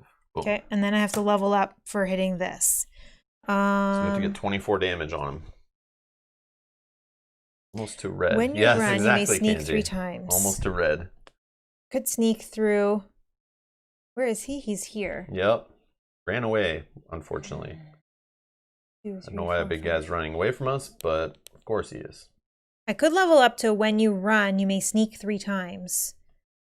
So I could sneak through 3 and bring like a cultist in there. Yeah. Okay. I mean, I don't know if this is going to work, but we'll see. Okay.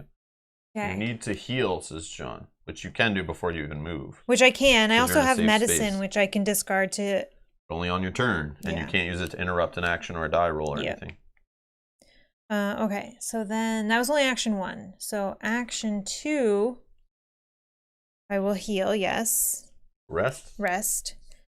And then action 3, do I go into the space? But then I'm getting attacked by... Sorry, what actions did you do? I only fired on him, and then I rested. Fired on him, not in your space? How did you... I killed him ran and me then- by yeah, killing. yeah. Oh, I Yeah. get it. Yeah, so now I have 1 action left. Gotcha. It's all the same turn. Wow. Yeah, I just don't know what to do. Could just stay there and maybe get something, like discover maybe, Yeah, or but the pull- Mythos card might make them all appear on you. Or I could pull other things Or you away. put out the fire to prepare. Sure, I guess I could just put out the But fire. that might make you go crazy, so... Maybe. Making a roll in this game is like not always a good thing. Yeah, Might be you're better right. to have No. 1 black die roll against you rather than you roll like Yeah. a bunch of dice against it, like 3 black dice trying to get fire put out. Like Yeah. that's kind of a trap. Okay, but I think then that'll be my turn. I think I have the last But you are action. allowed to spend some stress because you can heal some back, right? So you could try the fire. At least you have some re-rolls, Yeah. some stress you could spend and then heal back on that. Yeah, because I can heal 2. I don't know. All right, let's just try. Or you could pass. I'll just try to put the fire out. It's fine. No, I'll pass. I don't want to take the sanity loss. Move in from the other way. Oh yeah, you could try to go this way. I was thinking that. Maybe you could just get out of the. You take a couple fire, but you could get out of a relay space, which might be helpful. Yeah. I don't know. Better than trying to go this way and bring a bunch of enemies with you. And then I can sneak past that one. And yeah, the sneak upgrade you did was kind of pointless then, right? But we don't know what's going to happen. Cthulhu may run over to here. So then maybe I don't do the sneak then. That's what I'm saying. If you can go. Oh no, you would go 1, 2 this way. You'd have to go in this space. Yeah, but I can sneak past one. And then this. Oh yeah. Well, bringing one cultist is not the worst. But then I could either, you may count, oh, maybe I do this one. You may count any number of stars as 2 successes each. Let's do that. Let's wreck them. Let's try. Yeah, we'll go all in. So that was just rewinding my upgrade. Then I will run and I'll sneak past the cultists. 1, 2, 3. So I take 2 fire. 1 fire, 2 fire, 3 fire. 3 fire. If you're going all the way. And the cultist follows you. No, I sneak past. Yeah. Okay, I'll take the 3 fire. Are you okay with the 3 fire? Or do you want to chill in his space or? No, I'll take the 3 fire. Okay. Done. Mythos card. Oh god. Yucky. Each Bayaki moves directly into your space, then we're gonna summon one at the red gate. Okay. Yeah. So now he is going to fight me. He gets 2 green and 1 black die, and his stars also count as successes. Oh my gosh. Okay. I'm going to spend 1. We're going to start with re-rolling this one.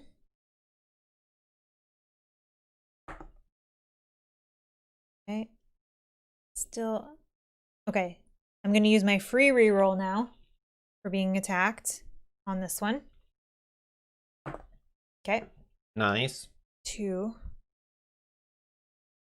I'm going to, because I can heal 2, I'm going to spend 1 more and let's try to get more blanks on this one. Let's try this one as a reroll. Yes. Okay. And then I'll just take 1. Beautiful. Okay. Then resolve end of turn. So I may heal 2 in any combination. So 1, 2. And then fire. We're going to roll 3 black die. Fire. I'll take that. I might, no, I'll spend 1 to reroll this one. I want to see if I can either get a blank or even take a wound is fine. Okay, that's fine. I'd rather the wound, I think, because I can heal that and put 1 here. Okay. Okay. I know, Bayakis are annoying. I hate them, the worst. That's why in the last game I was trying to kill one like first, but I whiffed. Yeah. And he was the death of me because I whiffed. That guy killed us our first game. Okay. So now that was fire. Mythos deck, no, we're free good. reroll? Did you do it? I did my free reroll, yes, I did. Okay. I did. Okay, so against the fire though? Oh, against the fire. It's like every time, like fire. But you can say you passed on it if you wanted to take a wound. Like I wanted to take the wound over the sanity. Yeah, which was, sorry. Sorry. Like if you're, I don't know. Okay, and now we're gonna put this in Cthulhu's space. Is there one already there? Yep. Okay, so it's gonna go in the nearest space that doesn't have one. This one in the main room now, middle hall. Okay. And then at the end of the turn, each investigator loses a sanity. Oh no! All right. So take back the stress. Oh, did I do that? Sorry. Oh, you did reroll. Just didn't need the stress. Oh, I see what you're saying. Gotcha. Yes. Okay. Thank you. I see what you're saying. That makes yes. sense. That makes sense. Yeah. Okay. That's that.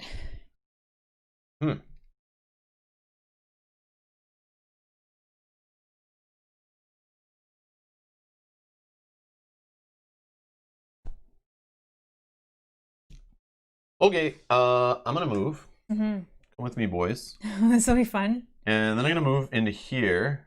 With everything? There is 1 fire. Yeah. Just give me 1. I got a fire right here. 1 fire. Yeah, everything is following me. So let's just do. So this is all this stuff off the board down here is all in this space. So I want to see all the tokens there, the spawn gates. No fire in this space. Okay, so all this stuff down here is in that same space.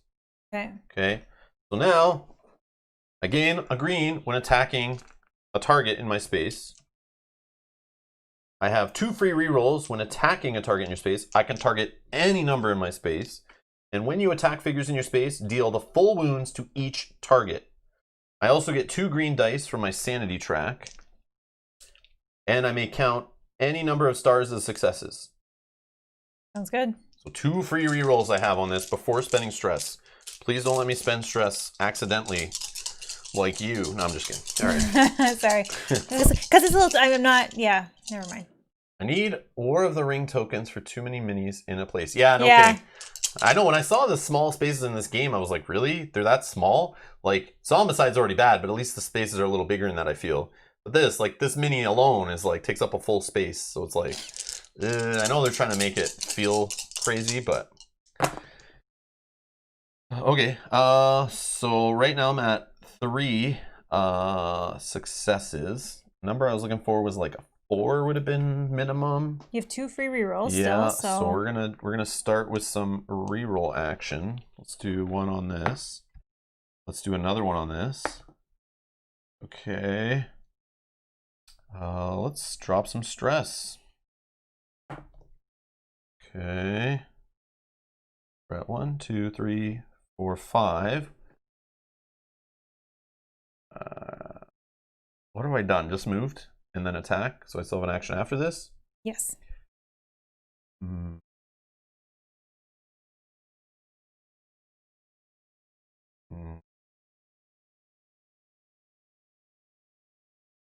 At this point, you'd only have the Star Spawning Cthulhu left. Yeah, let's just stick with it.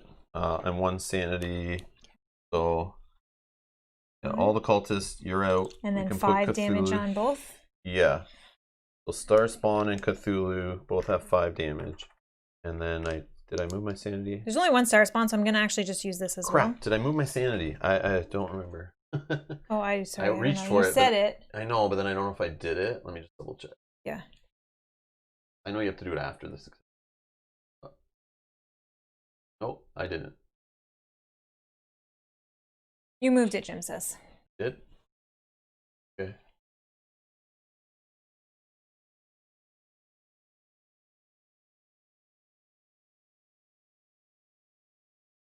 Okay. Oh, sure. Yeah, I'm doing it out of order. Sometimes I move it before resolving my successes. I mean, reroll sanity.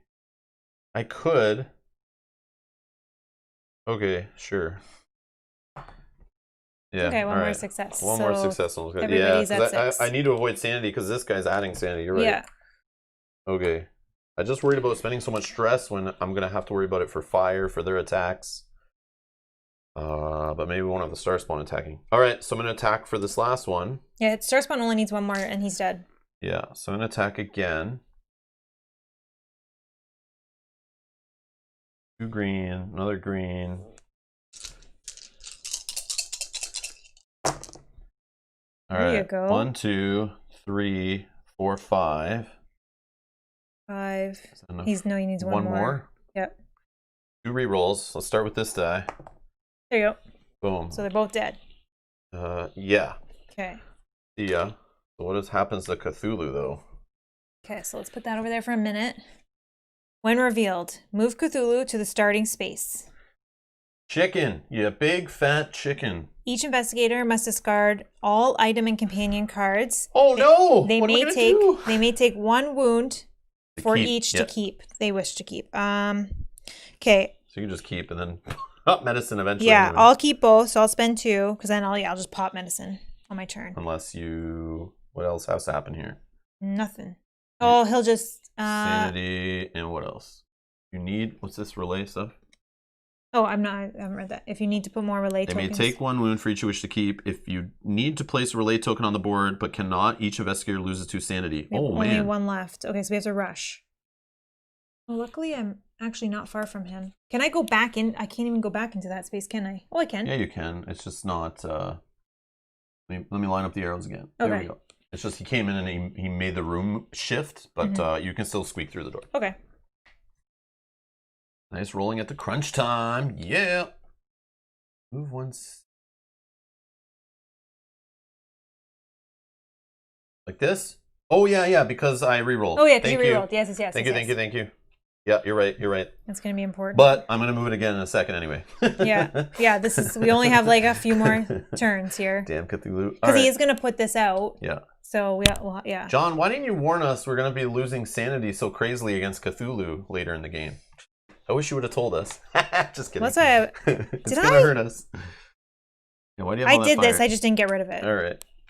Sorry. Okay, what has happened? I killed this guy. Killed this him. all happened. Still your turn. Did we do all the win revealed? It's all good, right? Yeah, we did all the one revealed, but we haven't done the rest of his stuff because it's not. All right, so that's my actions. I draw a Mythos card. Oh no. Each cultist currently on a relay space moves 2 spaces towards you. Where am I? You're here. Here. So just that this one. Guy. 1, 2. And then that one's not on a relay space. Yep, correct. Okay. And I wiped out cultists like crazy. But we need to summon. Boink. Boink. Okay. All right, now I'll be attacked by these jokers. I guess I'll do one at a time. It's a success. Okay, so that's 1 hit, but...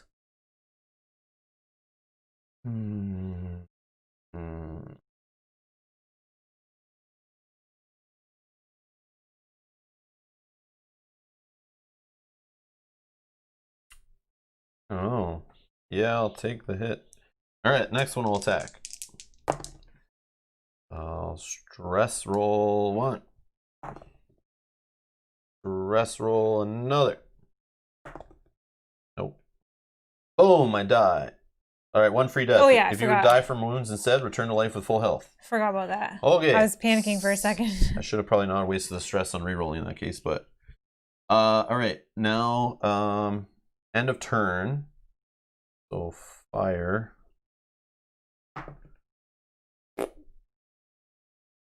One wound.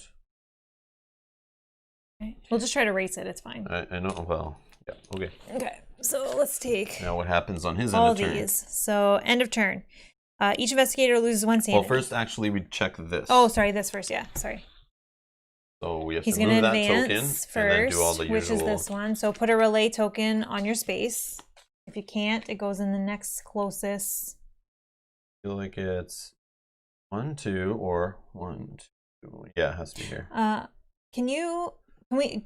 Does it have to be there? It can't be here? How many ways is that? Oh, yeah. Okay. Because the next line is summon a cultist on each relay space. Yep. Boom. Boom. Well, we can choose where these Oh, then summon, don't choose it on mine. Yeah, I'll put one in the basement, 1 up here, 1 up here, 1 here. Okay. And then if the star spawn's not on the board, he goes on the blue gate. Okay. Oh, wait, I didn't have to put one in my That's space. there. 1 here. Yeah. Okay. Then stage 2. Put a relay token in Cthulhu's space, which we cannot. So if we need to put a relay token and we cannot, each investigator loses 2 sanity. 1, 2. I get to level up. I have to lose 2 sanity as well. Yeah, Jonesy's right. The free death doesn't work with the sanity death. So if I reach the end here, it's only for the wounds death. Yeah. Move up 2 right now. 2 sanity? Yep. Because we can't All right, add a relay token. level up. Same. I'm going to level up this one. Healing.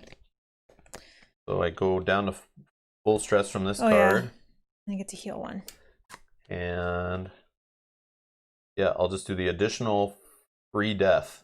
So if I do get wounds, I can come back. But yeah. This is actually going to be our last turn. I think so. Because then we have to lose 1 sanity. But we didn't do that yet? No, we did this one, the first one, which says put a relay token on Cthulhu space. But if you need to put a relay token on the board and you cannot, each investigator loses 2 sanity, which is what we just did. Okay. Now the next one says each investigator loses 1 sanity, so we'll level up again. Oh, wow. Sure. I'll just do the stress healing, I guess. Okay. Eek. Well, at least I can roll 1, 2, 3, 4 green die. Okay. All right. And I'll have 2 shots on him, so maybe I can get 12 through. Especially as I don't even get to go again, is what No, you're telling me? yeah, Well, that exactly. sucks. Okay. So, first thing, I will... first thing, I will... I will pop my medicine. Discard this card to heal all wounds from one investigator in your space, including you. That. I will move. I will be sneaky on the Byakuya. Into his space, yes. Hey, I will take Cthulhu. 1 fire, because I left his space with 1 fire. So I have 2 actions. But I roll 1, 2, 3, 4 green die. And 3 black die. My stars count as 2. Whoa! Get those stars. Don't roll like me and not get stars. And I have full reroll ability here. For stress. Okay. And you need to get 12? Yeah, but I have 2 actions, so I can do... I can still get to him and hit him twice. Not if No. I take 1 more sanity, I'm dead. Yeah, which we would both take... At the end of the round, we take it no matter what, At least right? we lose 1, and then this one would make us... We lose 3 total each. Because we can't put a relay token on the board. Oh, we forgot to do this. The investigator putting fire in the space that they're in. Oh, right? shoot. Yeah, I sorry. got one. I think it's the only spot without Yeah. fire. Oh, no. There's... unless we moved in here, too. All right. It's coming down to this. Okay. So my stars count as 2. So this is 3, 6, 7, 8, 9, 10. But that would... Okay, 10. I'll re-roll. Remember, if you kill him... I need to get this one and we would win it. If not, I'll re-roll that one. Yeah. So let's start with this. Okay. You just need to get any side on this but the 2 blanks. 2, that's 3, 6, 7, 8, 9, 10. Jonesy says, this is exciting! Okay. That's it, right? No, it's not. Hold on. These are 3. 3, 6. 3, 6, 7, 8, 9, 10, 11. He's 12. So I need Oh. 1 more. So that I can go again, we're going to re-roll this one. Because I can't hit the sanity. Ooh. This is my last chance. Might be it. Might be it. Oh my God. Maybe you should have been trying to reroll the sanity the whole time. I didn't realize you couldn't get to it that one other die. Okay. Okay. So this is 6, 7, 8, 9, 10, 11. He's got 11. So as long as 3, you 6, roll 9. at least 1 star or 11. 1 exclamation point on the next roll, Then we would you're win. okay. Okay. Well, that's Woo, intense. boy! I didn't realize. I thought that green was going to get you enough to do it, but it only would have if you got the exclamation and the star. Yeah. I get it. Yeah, Okay. I wouldn't have pushed that. I was bad. Yeah. I would have just kept rerolling the sanity. All right. Well, so we got 3, 6, 7, 8, 9, 10, and a tentacle. But the 10 will go through first. He only needs 1. Yep. And he's dead. Boom! And I die at the same time. Oh, look, he's stuck a token. Boom! Oh. A winner is us. Has Death died yet? Just did. Yep. Cthulhu Wow. is down. Yeah. Wow. Yeah, it's nuts. That came down to the wire. Yeah. Oh. Don't you heal stress for stars? Oh. Oh yeah, I do. But I was Yeah. I was tell like me. panicking. So yeah, she would have healed. Even last roll you would have healed. I would have healed like 2 at least. 2 at least. Yeah. So you'd have some right now, so you could be re-rolling that. But I didn't care about it there. I just cared about Yeah. it. Yeah, on the last one. Oh, that was intense. Yeah, that was cool. And John says, yeah, that's one thing I heard about in reviews and when this game came out was a lot of people kept saying, and the ones recommending we get this game, we're saying a lot more than not. It comes down to to the wire. Like the design is definitely made to be like very, very close in the end. And it was close to us when we played our first game yesterday. Yeah. Mel had died and I basically had one last turn. Yeah. So then I fired at range 1 space away on Cthulhu a couple times and did the exact same thing Mel just did. Did like so many hits to just wipe him out the last couple stages. Got him on 12 the first time without dying, did you not? On stage 1? I don't know. Are you talking? This game isn't worth $100, says Jim. True. Scrinch Twitch says, true, Jim. It's worth $150. I don't know about that. Is that much it costs? $150? I don't know. I don't remember. I don't remember what we paid. but we bought it because our Patreon said we'd like it, and they voted it in the top games that we were going to purchase that month. So I did. Yeah. I kind of wanted it anyway. I was interested in it. Yeah, and I love games like this. And Mel loves them. I know Kyle loves games like this. Justin loves games like this that are co-op, dice rollers. Yeah. Lots of hits and successes and coming down to the roll. Big miniatures, fighting, combat, tension. I like that stuff too. But yeah, Justin, Kyle, and Mel love it. So that's why I definitely want this in the collection. It's more for my gaming group. I like it. It's good, but it's not like blowing my mind or anything like that. Sure. It's just like a reskin Zombicide. I was going to I ask. still look at it that way. So question, what would you rather pull off the shelf, which we have both, Zombicide or this? What would you rather pull off the Neither. shelf? Neither. Okay. Yeah. He plays them for me. Yeah. And for you guys watch us, have fun. I get frustrated. It comes down to the wire. I think it was a good stream. Oh, your first roll against him, I think. I think I didn't. I think I had exactly the same, except this was a success. So 3, 6, 7, 8, 9, 10, 11. I don't think I had another star. Yeah, I don't know. You're right, John. I wouldn't have as much fun painting standees. That is correct. That's true. That's true. Yeah, the minis are definitely part of the draw to this game, I think. It's better than, like, this game already has 1,000 tokens on the board. So if these guys were just like tokens or poker chips, I think that would be like way too much. Standees would be okay. Yes, it would be like Gloomhaven style, right? But it definitely wouldn't have the appeal. It would not. I wouldn't put it on Kickstarter full of standees because the game doesn't have that much that's really setting it apart. Yeah. Kanji was asking, how did you like Rasputin? Rasputin is cool. I kept forgetting about his free death, so I was being a little more careful than maybe I should have. Because yeah, I could have just leveled this up to 2 deaths and just really ran through everything. The only problem 2 deaths? Yeah, I could upgrade to 3 deaths. Oh, wow. Even. The only problem is all that death is from wounds. Yeah, not from... But if I'm constantly getting attacked and rolling for fire in my mind, that could just lead to also more sanity. So the sanity you can't undo. So yes, you could be more wild with your wounds, but most of those sources of wounds are also sources of sanity loss. So that's why I was playing more careful. So I don't really know about this unkillable power. Once is fine. I think that's all that's really necessary. I don't think going up to 2, unless for some reason the enemies are rolling hits on you and not rolling sanity, or the fire is rolling hits or misses and not sanity, then I see this as coming into play. But this guy's power is being very offensive. That's the brawling ability, which isn't even his own ability. That you can find on other characters. Arcane Mastery with brawling together, I think is really powerful offensively. And you can be a little more risky because of the full health regen. Mm-hmm. But it doesn't help you in the sanity department. If you play more loose, you're gonna rip your sanity faster. This guy is not the guy meant to be there at the end of the game. He's meant to get you, like, maybe he's the guy who goes and does the killing blow. But this guy's meant to be more wild and just like, meleeing guys left and right. But I think you have to play him careful to not have him stress out or sanity out. So did you like Adam better? The one that you played first? Adam worked better in our yesterday on-stream playthrough. I felt I played him way better. But your rolls were better yesterday too. Which I think but I it's lived random, to actually right? roll those dice. Yeah. This one I felt like I didn't get to the point of rolling many dice. I just got destroyed, like surrounded and destroyed. Yeah. But you were reroll if wounds and keep sanity. Yeah, true. Yeah. I know what you're saying, John. I know what you're saying. Yeah. The stress stuff.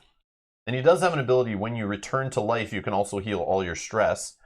So I can see if you go all in on that and you die on purpose, your stress can go down also, which can help you reroll to prevent the sanity. Mm-hmm. So yeah, rerolling, getting rid of sanity, like the tentacle results on dice, I think are really huge. I don't know if there are abilities in the game or cards or items or something, discovery cards in other scenarios or anything that help with that. I would love something that says roll 1 less black die. Yeah, it was re-rolling wounds and keeping sanity. Yeah, that's true.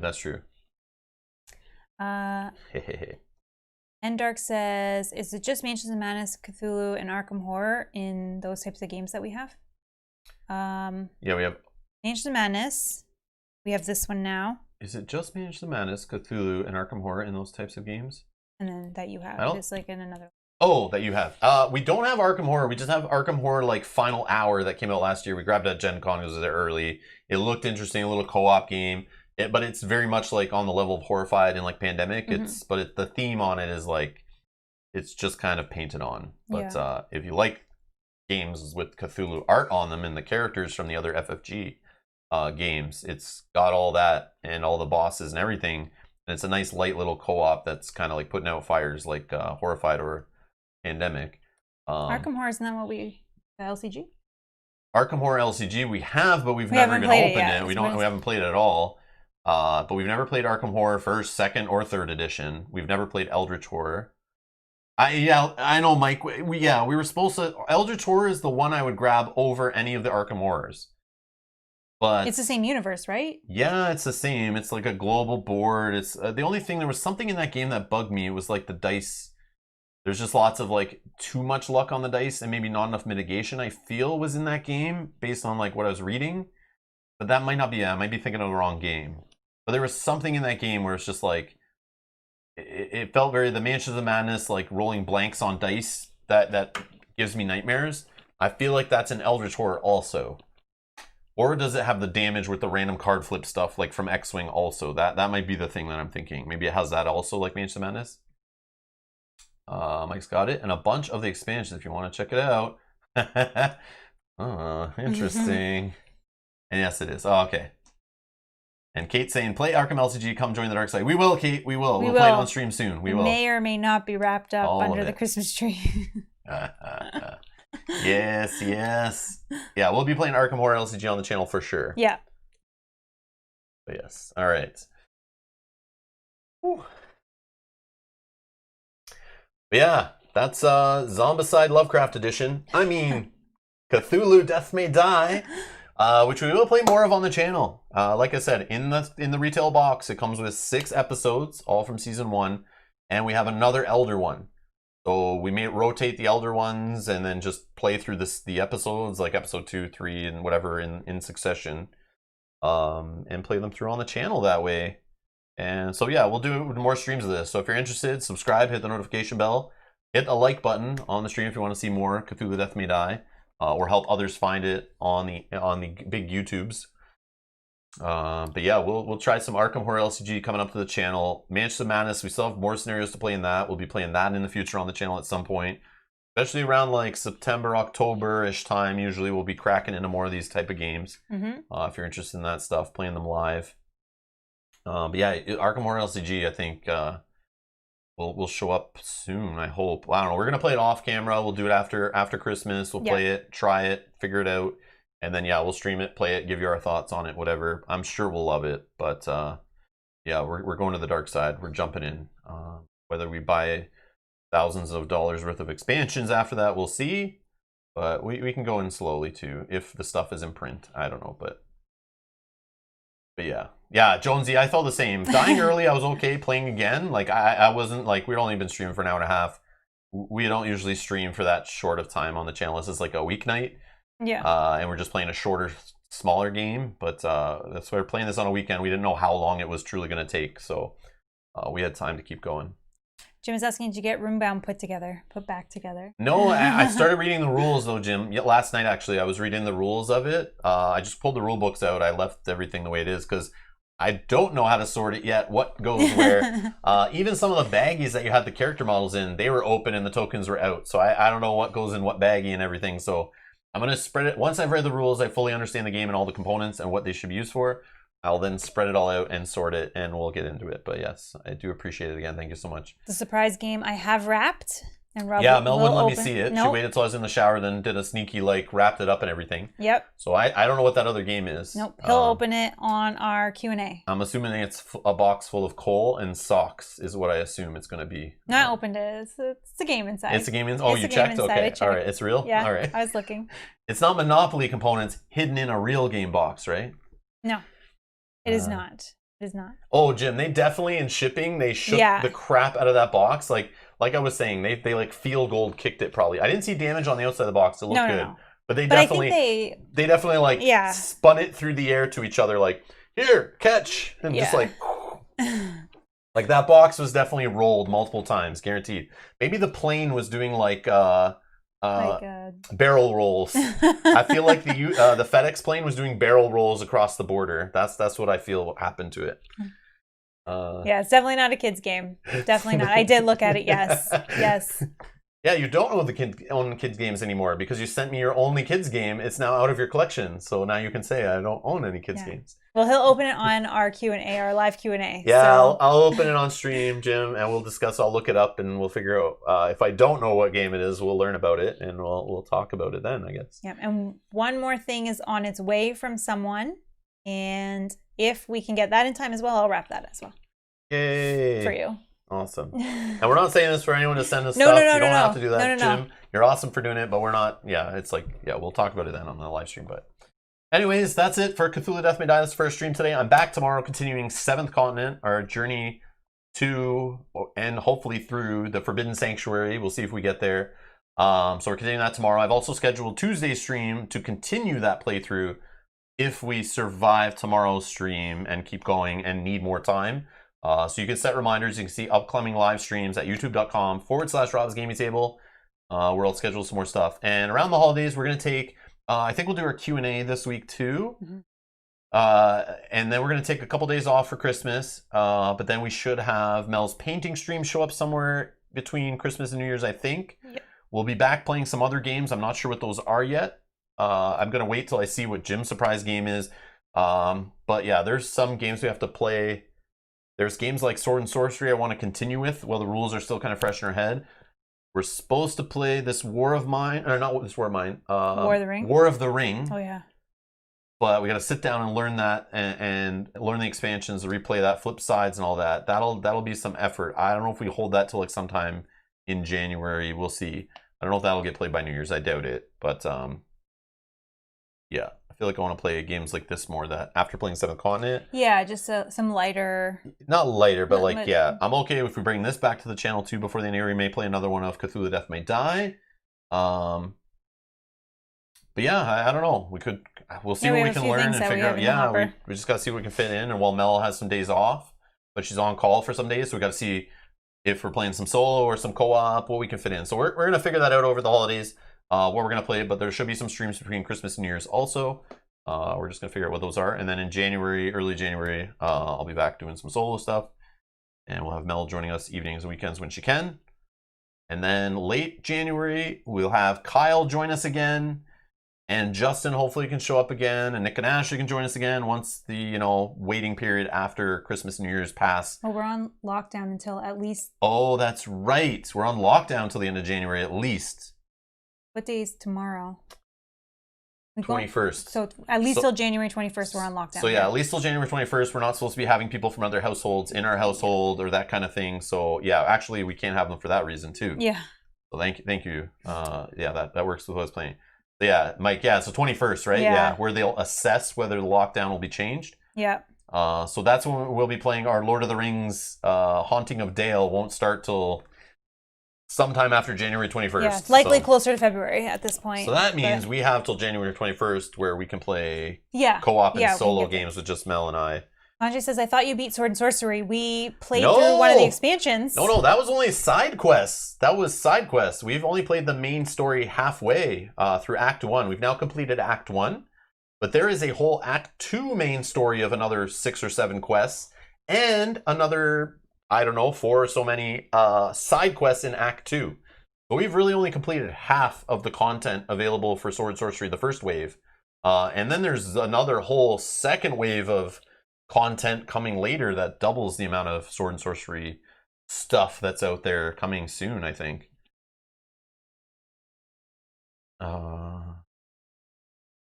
Like says, expect my area will go into lockdown start in the next few weeks. Yeah, oh man, that's crazy.